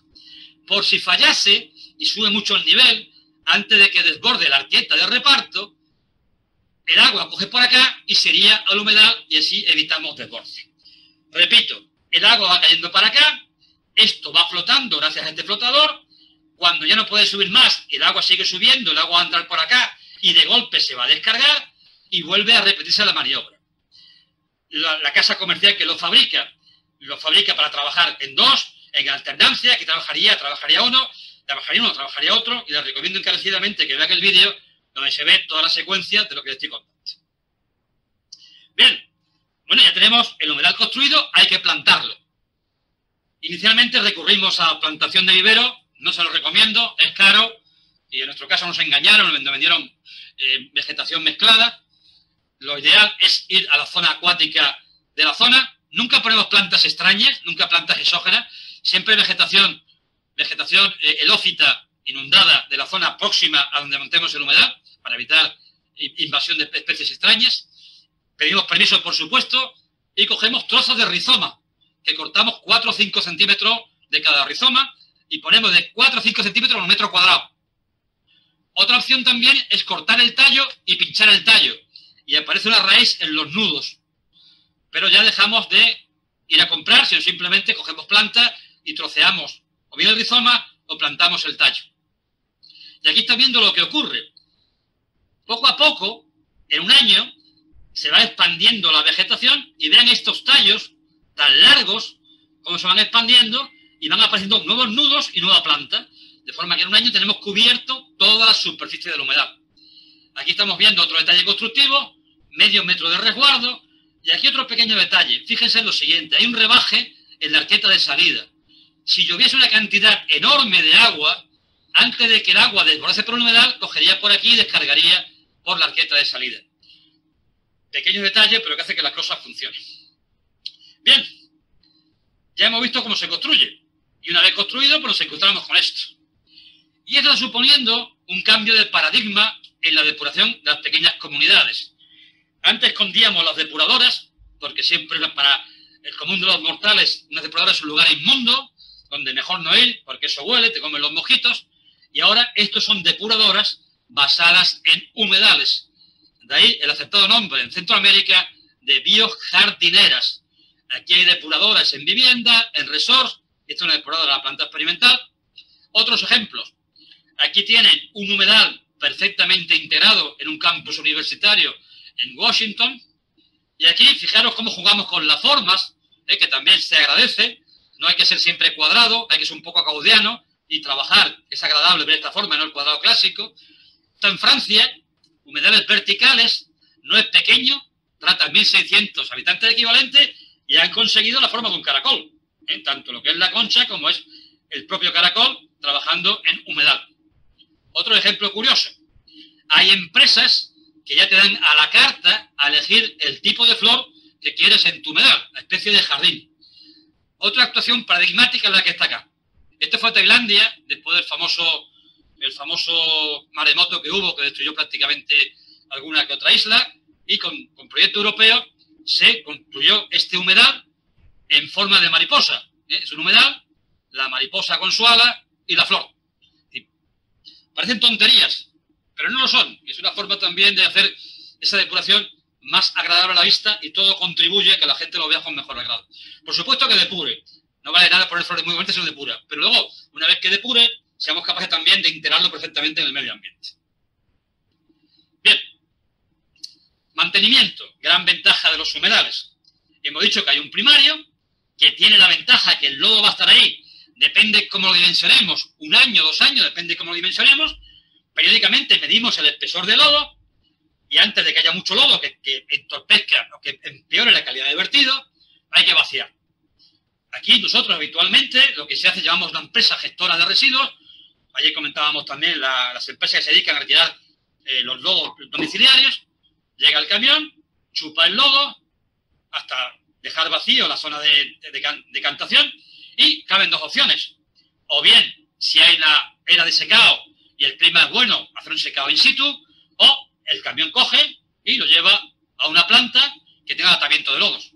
Aquí en Europa, imagino que también ocurrirá en Bolivia, evidentemente todo está normalizado. Este señor que hace este traslado tiene que tener autorizado y hay un seguimiento, una trazabilidad de este lodo que llega hasta aquí, hasta donde acaba, para evitar lo muy habitual de que este señor coja el lodo y lo eche en el sitio más próximo que tenga y contamine.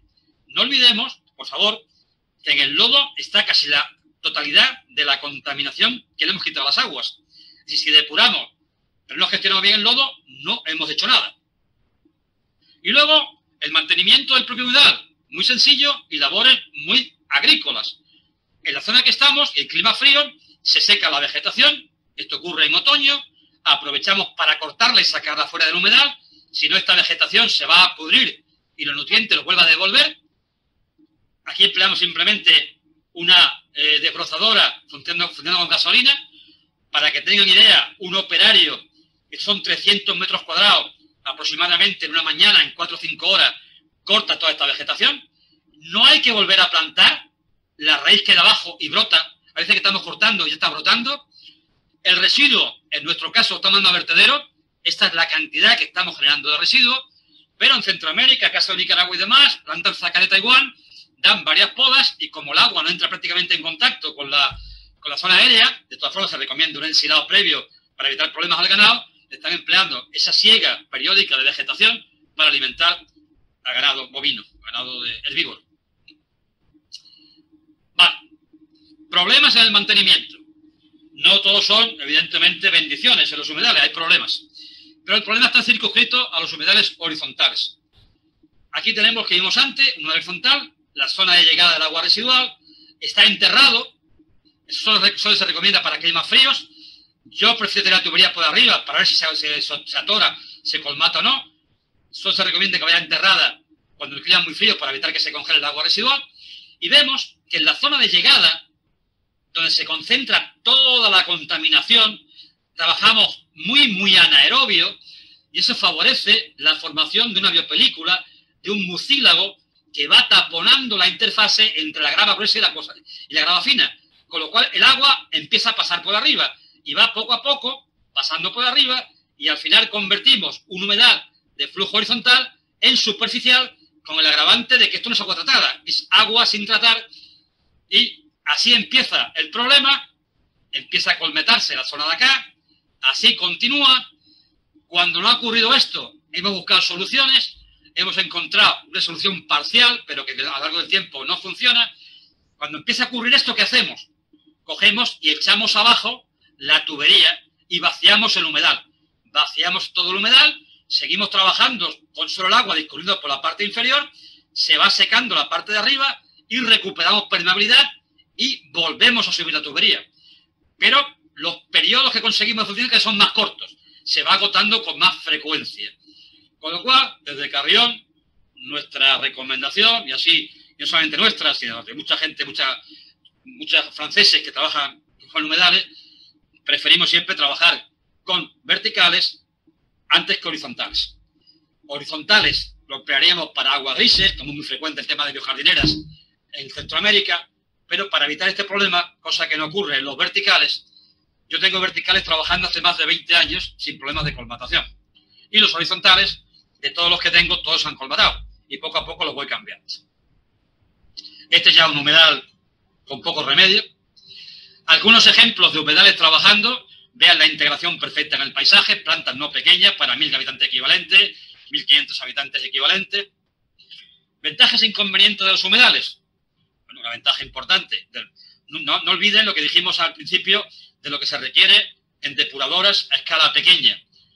Muy sencillo de operar. El tema lodo, muy espaciado en el tiempo, una vez al año. Hombre, si el tanque es pequeño, una vez cada 6 meses, pero no todos los días. Y además con un fango ya estabilizado, digerido vía anaerobia. Consumo energético. Si el agua llega por gravedad a la depuradora, en el caso horizontal, consumo cero. Y en el caso de vertical, con tan solo medio metro de desnivel entre la salida del primario y la superficie de la grava, coste cero. Coste cero de energía y coste cero de equipo electromecánico. Se puede aprovechar, como hemos visto, la biomasa. ¿Olores? Pues ninguno. Está el primario cerrado y el humedal, como hemos dicho, el agua no se ve. Y luego la perfecta integración, como hemos visto. Inconveniente, pues evidentemente requiere más superficie que un sistema intensivo. Riesgo de colmatación, pero solo en el horizontal. Esto es importante. Como el material de relleno hay que ser exigente, en ocasiones, si no está cercano ese material de relleno, se puede encarecer la construcción, con lo cual se puede descartar, en ciertos casos, montar un humedal porque cueste mucho ese relleno que se requiere de características determinadas. Y luego, como le ocurre a todas las tecnologías extensivas, tienen poca capacidad de control.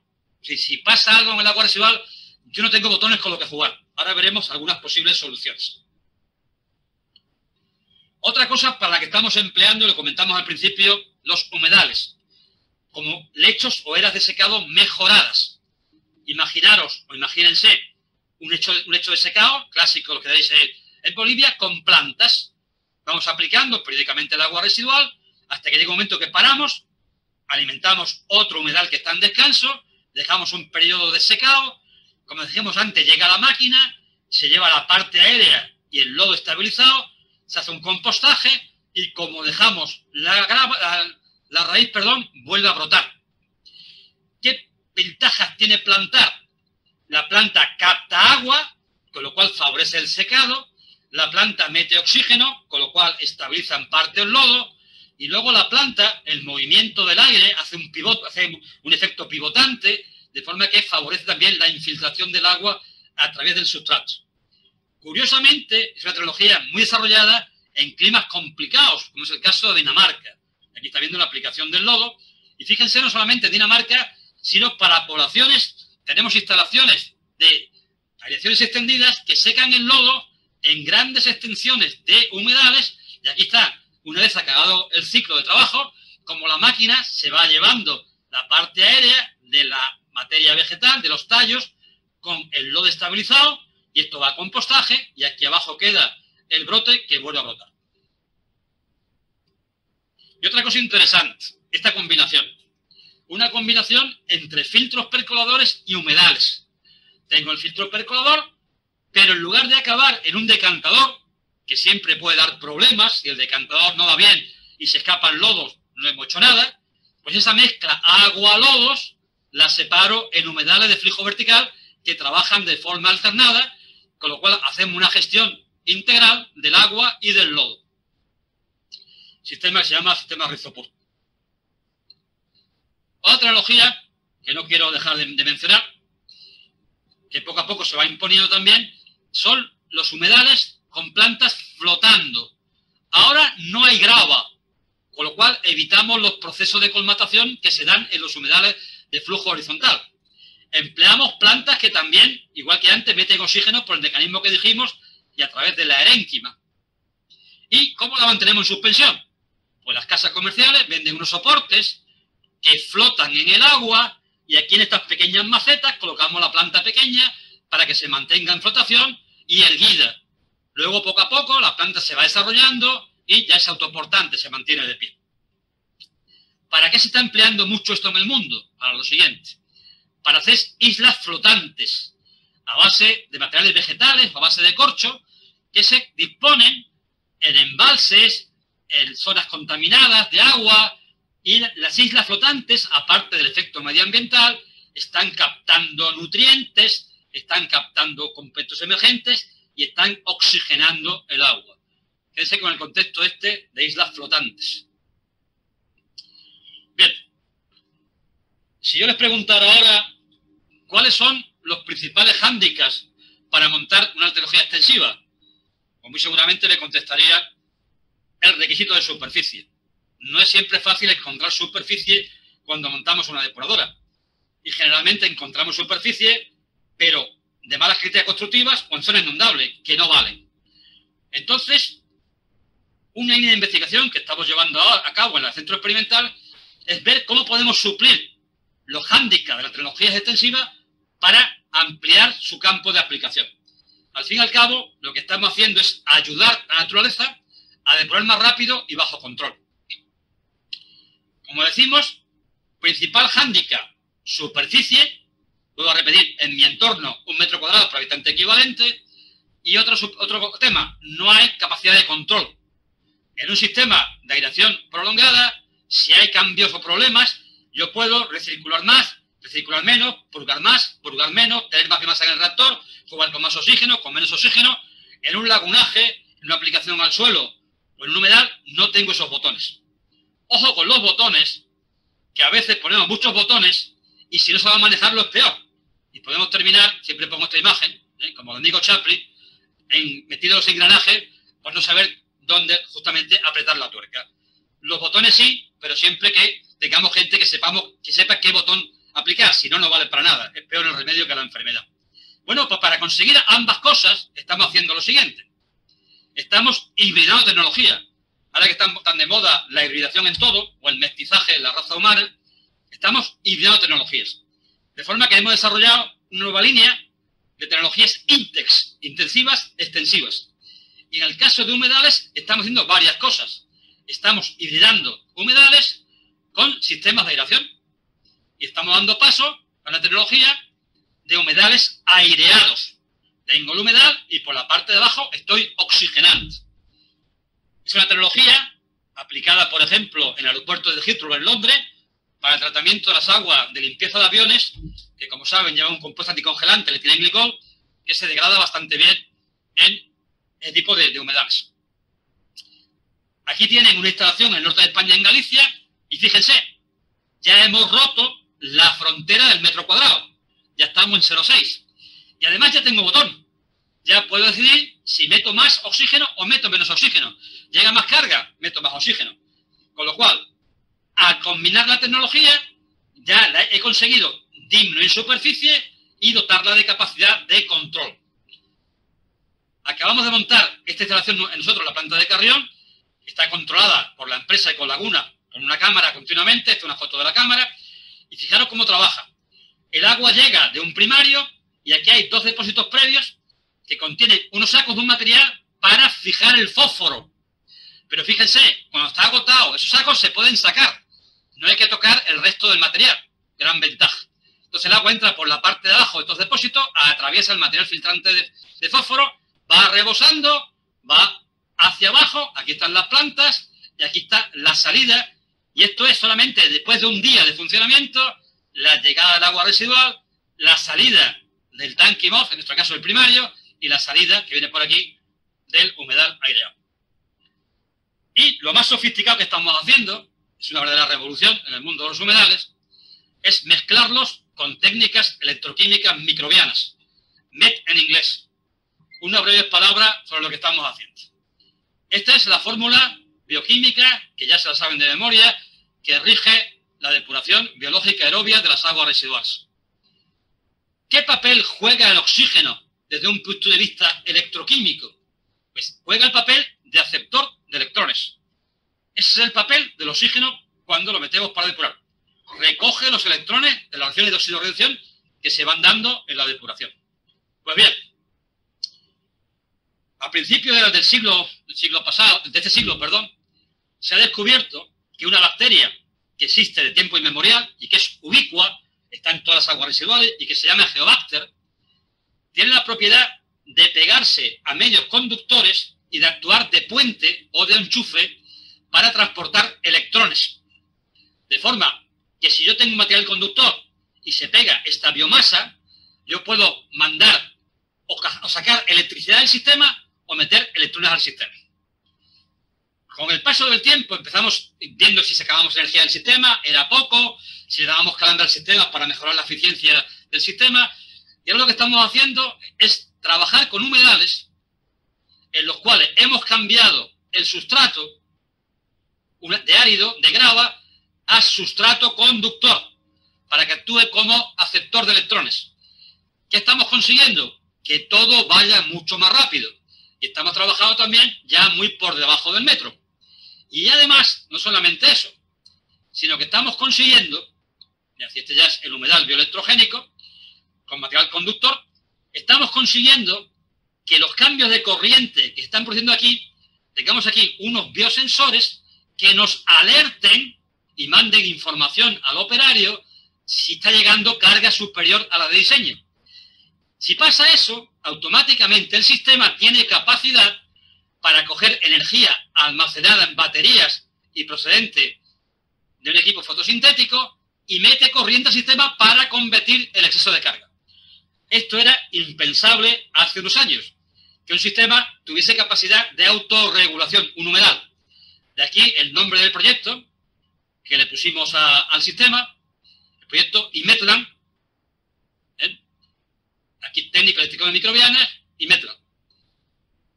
Entonces, proyecto europeo, aquí tienen, bueno, perdón, este proyecto en concreto, el IMETLAN, el humedal, este proyecto llamamos Smart Wetland, le metimos aquí la terminología inteligente, por la capacidad que tiene, el botón que tiene, con perdón, entre comillas, de detectar sobrecarga y actuar automáticamente. Aquí tienen una dirección de correo electrónico con la referencia del proyecto europeo y puede tener mucha más información.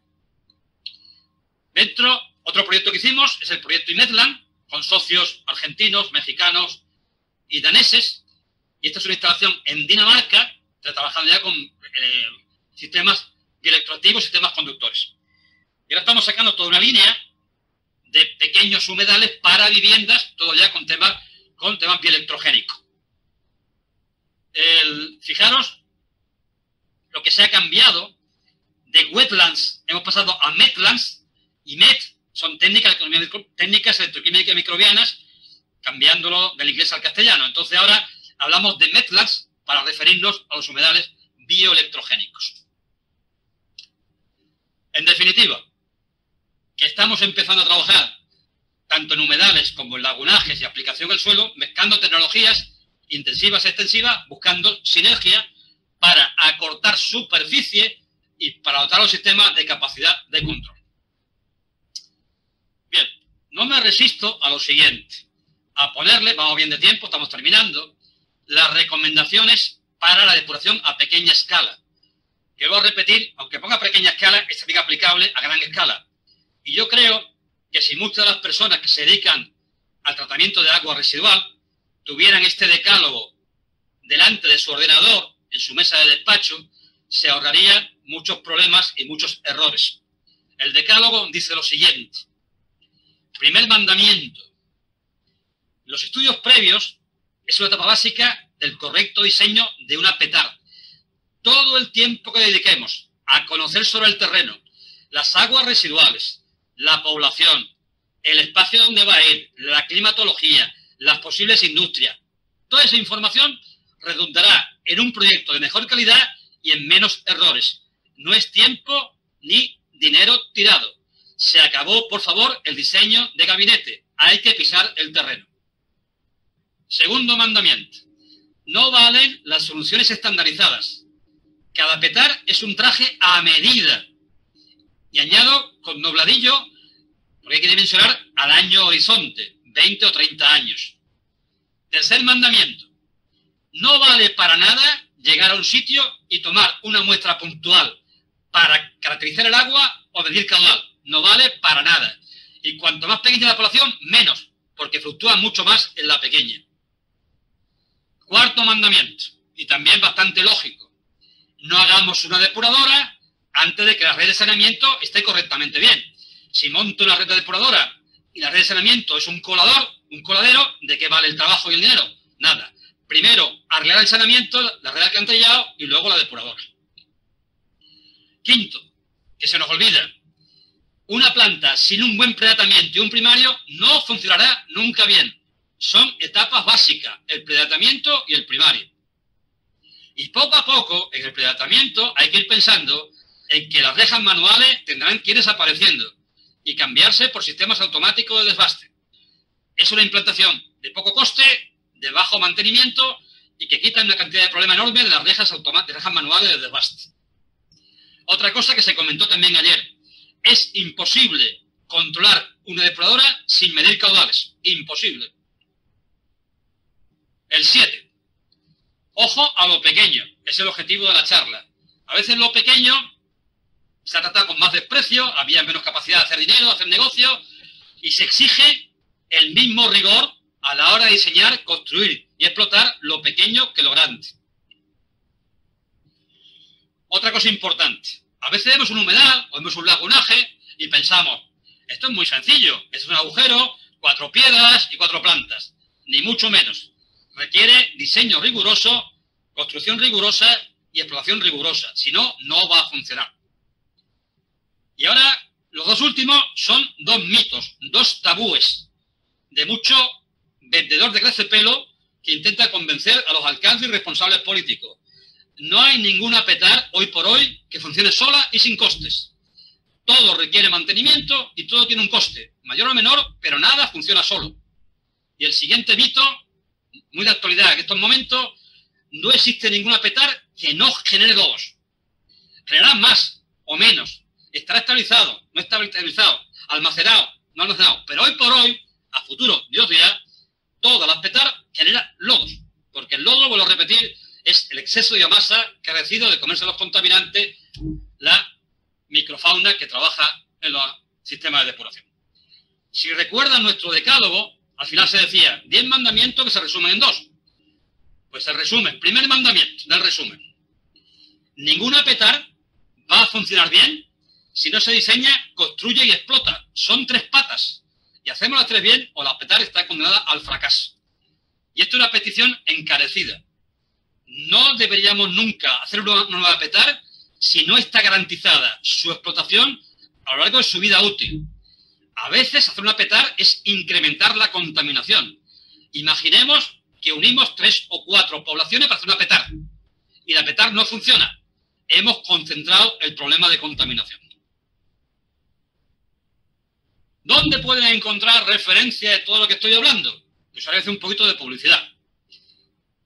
Hay publicados, ahora les daré la referencia, un montón de posts en el cual hablamos de todos los humedales franceses, humedales en flotación, las biojardineras, y últimamente ha salido una trilogía.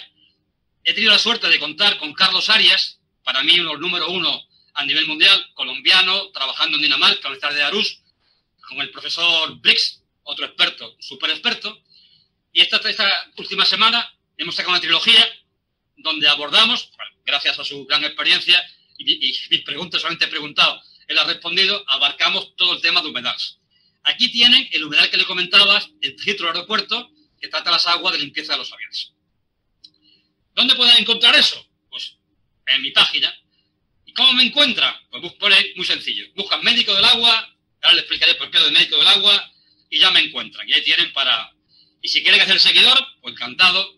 Cuanto más seguidores tenga, mejor para todos. Y aquí tienen, ya terminando prácticamente la última diapositiva, y una leyenda que está arriba y que me está costando leer, pero bueno. Los humedales generan efluentes de la misma calidad que plantas complejas o sofisticadas a un menor coste de implantación y de explotación, con un menor impacto ambiental y mejor integrados en la naturaleza. Esto es el efluente, es la foto que envió Carlos para la entrevista, de una planta en India tratando 300 metros cúbicos de agua residual, que no es una cantidad pequeña. Y nada más. Muchas gracias, más o menos hemos cumplido con el horario. Yo temía que no, porque me pongo a hablar y se me va el santo al cielo. Aquí me pueden encontrar en las distintas plataformas. Este es mi correo electrónico. Independientemente de las preguntas que hagamos ahora, las que queden en el tintero, me las remiten al correo. Suelo tardar un poco porque estoy bastante liado y además tengo una especie de filtro. No he contestado a la primera. Ya si me preguntan por segunda vez, ya sé que hay interés. Y si contesto, una especie de filtro para quitar a los que están poco interesados. Y aquí me tienen ejerciendo mi noble profesión de médico del agua. Y de un tiempo a esta parte tengo la consulta llena. No me faltan pacientes que requieren mi cuidado. Muchas gracias y quedo a su disposición. Muchas gracias, querido Juan José.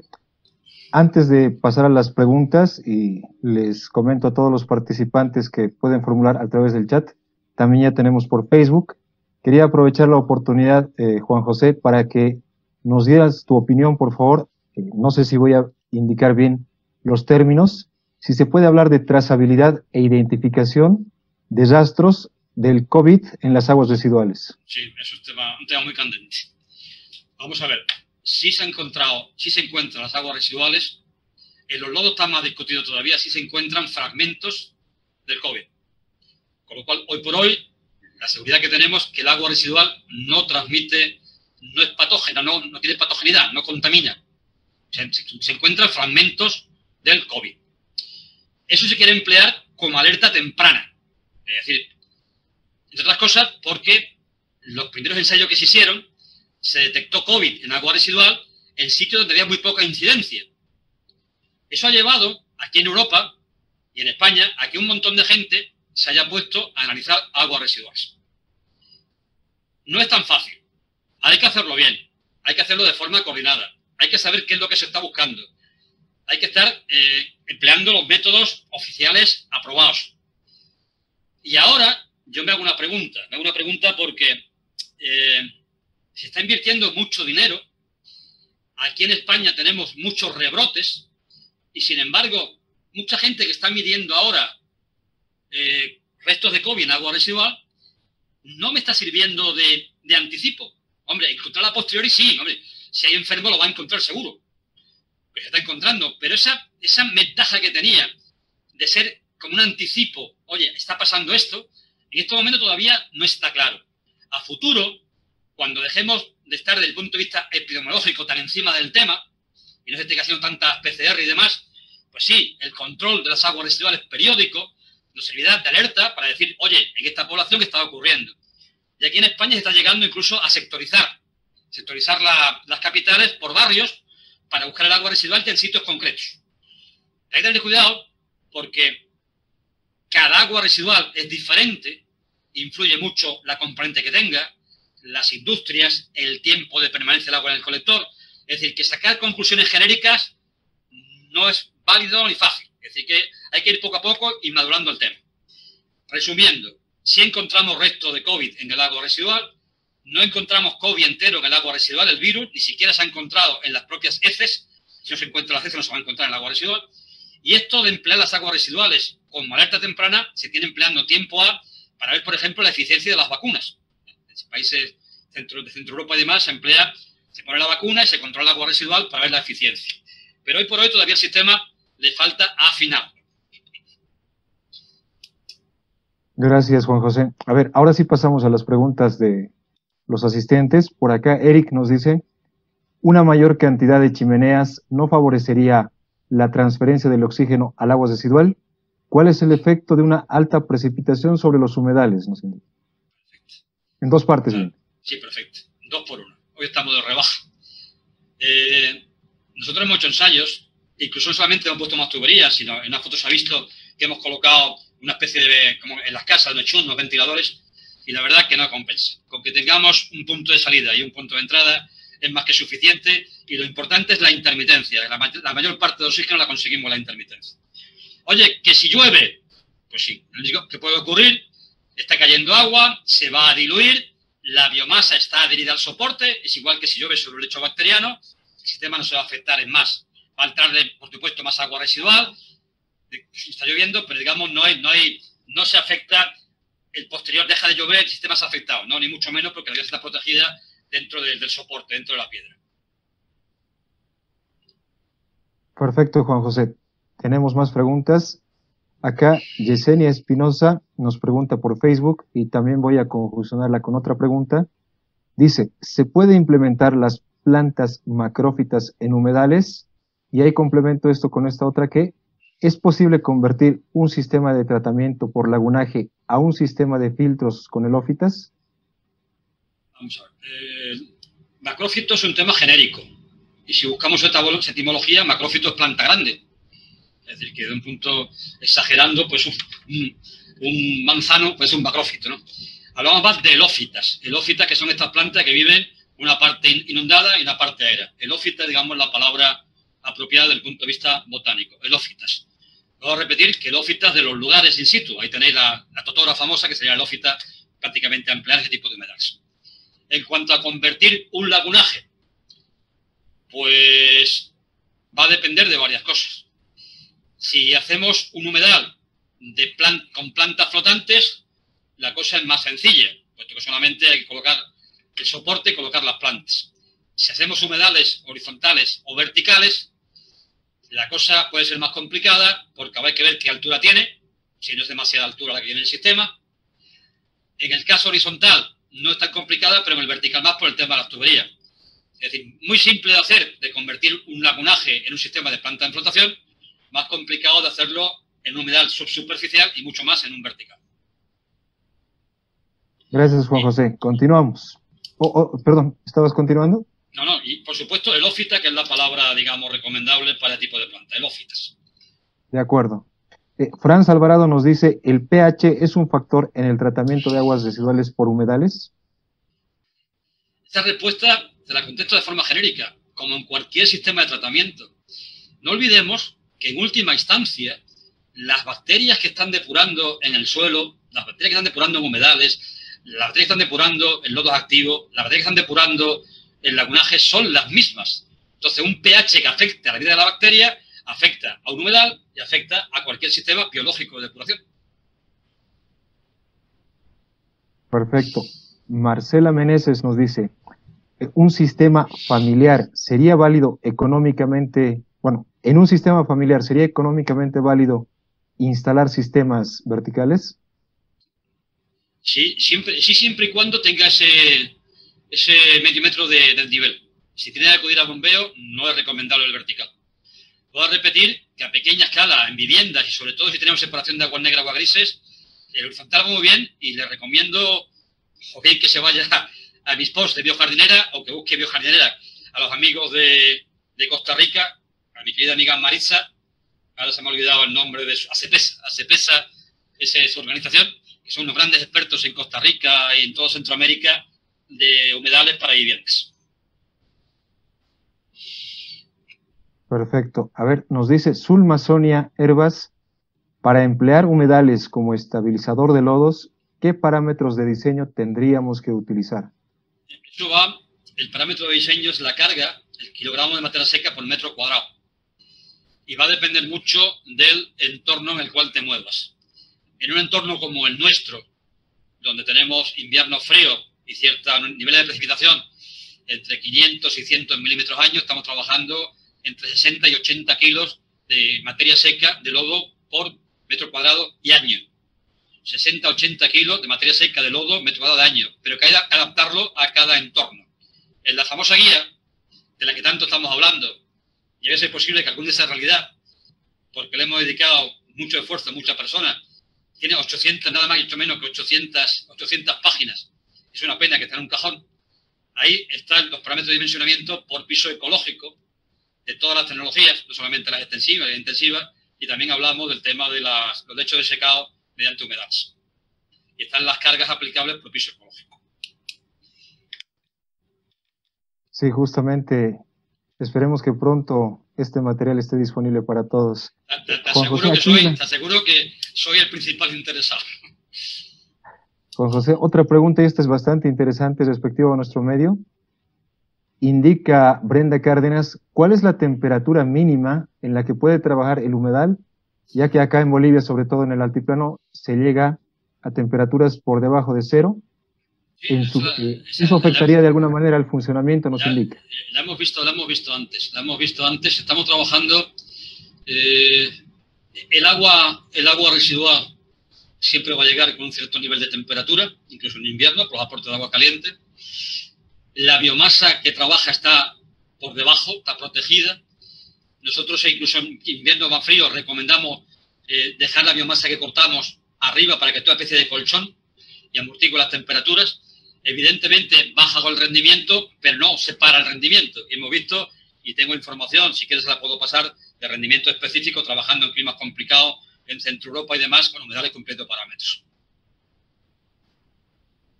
Gracias, Juan José. Aquí hay una pregunta, bueno, esperemos, yo la verdad no había escuchado de estas plantas. Nos dice desde el Facebook Yesenia Espinosa, las plantas acuáticas como ser lenteja de agua, helecho de agua y jacinto de agua, ¿son especies que se pueden implementar en humedales? Bueno, te hago un poquito de historia. Si vamos a la Biblia del agua, el famoso Met-Kaledi, y nos vamos a las últimas páginas, y vemos sistemas naturales de depuración, y ahí aparece el sistema con plantas flotantes. Pero plantas flotantes que flotan per se, porque ahora lo que estamos haciendo es flotar plantas que no flotan, y por eso empleamos soportes de plástico. Entonces, en el caso del jacinto de la lenteja de agua, en el caso del jacinto, mucho cuidado, porque es una especie invasora. ¿Bien? Una especie invasora y que luego da muchos problemas para erradicarla. La lenteja se emplea como afino para quitar nitrógeno y demás, pero también tiene su historia, porque requiere un cosechado bastante continuo, porque si no, la capa de lenteja va creciendo, se va muriendo y se va descomponiendo. Entonces, te hace falta un sistema de cosechado, te hace falta una serie de separadores que evite que cuando sople el viento acumule toda la lenteja en un punto determinado y florezcan las algas. Es decir, no es fácil del manejo de la lenteja, y de hecho aquí en Europa ya el tema de la lenteja y por supuesto el jacinto descartado, porque la lenteja al fin y al cabo, imagino que también será propia en Bolivia, aquí es muy extendida la lenteja, pero el jacinto no, y el jacinto está erradicado como especie invasora que es, invasiva. Tenemos cauces llenos de jacinto, un problema terrible y enorme. Continuamos, Juan José, por favor. Tenemos otra consulta de Pedro Peñafiel. Nos dice, ¿qué tan eficientes son los humedales superficiales ubicados luego de uno subsuperficial para la etapa de desinfección del agua residual? Colocarlo detrás. Es decir, un subsuperficial y luego el superficial. ¿Esa es la pregunta? ¿Un subsuperficial y luego el superficial? Bueno, lo ha planteado como un superficial ubicado luego de uno subsuperficial. Exacto, vale. De todas formas, Roger, antes de nada, aquí hay una persona, Rosemary Choque, que está pidiendo que sea admitida a la sala de espera. No sé si toca a ti o me toca a mí admitirla, no sé. No quisiera dejarla fuera. Es un mensaje que te aparece de admitir a la sala de espera. ¿La admito yo? ¿La admites tú? Ya está, Juan José, ya está. Vale, perfecto. Es en una diapositiva que he puesto, y no vuelvo atrás ahora porque es imposible encontrarla, esto va a quedar grabado. Cuando hablamos de la eliminación de nutrientes, pues una que ponía un vertical, un horizontal y el de afino, el superficial. Si es una buena combinación, hacer un vertical o un horizontal, mejor una vertical por supuesto, que va a eliminar una potencia de 10, y luego en el caso vuestro, el resto de potencia que hace falta para llegar de 10 a 3, dimensionar el superficial para conseguir eso. Pero sí es posible, sí. De acuerdo. Isabel Quintana pregunta, tomando en cuenta las características de un humedal de flujo subsuperficial vertical, ¿cómo se podría comparar con un biobet o los llamados lechos biológicos, y qué características son importantes en su implementación para la degradación de aguas residuales? Vamos, yo cuanto más tiempo llevo en agua y más cosas veo, yo cerca de 40 años en agua, veo que todo al fin y al cabo prácticamente es lo mismo, si se parecen mucho las cosas. Y también tiene parecido con un lecho bacteriano de piedra, es decir, un filtro vertical, tenemos un relleno, tenemos una ventilación pasiva. La diferencia son las plantas. Y voy a repetir que la planta juega un papel muy secundario, porque conocerán, muchos de los que me están oyendo, una tecnología que también se aplica a pequeña escala, sobre todo a nivel de Estados Unidos, para tratamientos on-site, que son los filtros intermitentes de arena. Un filtro intermitente de arena es un humedal vertical, salvo que no lleva plantas, y funciona exactamente igual. Es decir, que la similitud es muy grande. La única diferencia, pues la planta, que en el caso del vertical juega un papel secundario, es más un efecto estético de integración medioambiental, puesto que la clave es la intermitencia, que es la que permite la oxigenación, la intermitencia. Y siempre son mucho más eficientes, son más efectivos los tratamientos aerobios que los anaerobios. Por eso es muy frecuente empezar con anaerobios y acabar con el aerobio, que es lo que estamos haciendo aquí. Tenemos un anaerobio en el primario y acabamos en el aerobio en el vertical. De acuerdo, Juan José. Acá tenemos una consulta muy particular. Indica, ¿es factible la impermeabilización de las lagunas solamente con material de suelo fino? Como decía antes, haciendo las cosas bien y haciendo las pruebas, evidentemente, si tienes un material, tienes una arcilla, una bentonita, una vez compactado y las pruebas que se hagan de permeabilidad cumplen, impermeabilizar con lo más barato y lo más cercano al lugar. Pero eso tiene que quedar impermeable, si no se convierte en un colador y lo que estamos es contaminando el acuífero. Y eso vale para una laguna, vale para un humedal y vale para cualquier recipiente que contenga agua residual. Si no es estanco, es un foco de contaminación. De acuerdo, Juan José. Acá no quiero terminar esto sin mandar algunos mensajes. Por ejemplo, Luz García nos dice que la exposición ha sido realmente inspiradora y que tiene el deseo de salir corriendo a tomar un curso de diseño de humedales, nos dice Juan José. Sabe que me tienes a tu disposición para lo que quieras. Perfecto. Una cosa más, varios de los participantes están pidiendo que nos puedas proporcionar la presentación, querido Juan José. Eso seguramente lo hacemos después. Eso yo te lo paso a ti, te lo distribuye a la lista de socios. No hay problema ninguno. Perfecto. Entonces, creo que estamos todo completo, Juan José. Con esto terminamos ya. Te quiero agradecer realmente por tu tiempo, por el espacio que nos has permitido para esta charla, para esta conferencia. Realmente no es usual conocer directamente de la boca de un investigador cuál es el comportamiento real de los humedales y en particular, ¿no? Para nosotros que siempre chocamos, al menos en el lado del altiplano, con que estos sistemas usualmente se toman como no eficientes, cuando realmente el tema de su funcionamiento no se comprende realmente. Lo no eficiente es lo que no funciona. Eso es lo más ineficiente que hay, lo que no funciona. No hay tecnologías buenas o malas. Hay tecnologías bien hechas o mal hechas. Entonces, ¿cuál es mejor? Como decíamos, cada una en su sitio, bien dimensionada, construida y explotada. Pero cargarse tecnologías, muchas veces hay intereses ocultos, evidentemente. Intentamos favorecer una cosa y nos cargamos la otra. No es una buena receta. No es una buena receta. Muchas cosas que nos pasan, en muchas plantas. Ayer hemos visto la situación en Bolivia. El porcentaje de plantas abandonadas, el porcentaje de funcionamiento. Si analizamos qué ha fallado ahí, pues ha fallado una mala selección, ha fallado el diseño, ha fallado la construcción, ha fallado la explotación. Eso es lo malo. Eso es lo más ineficiente que hay.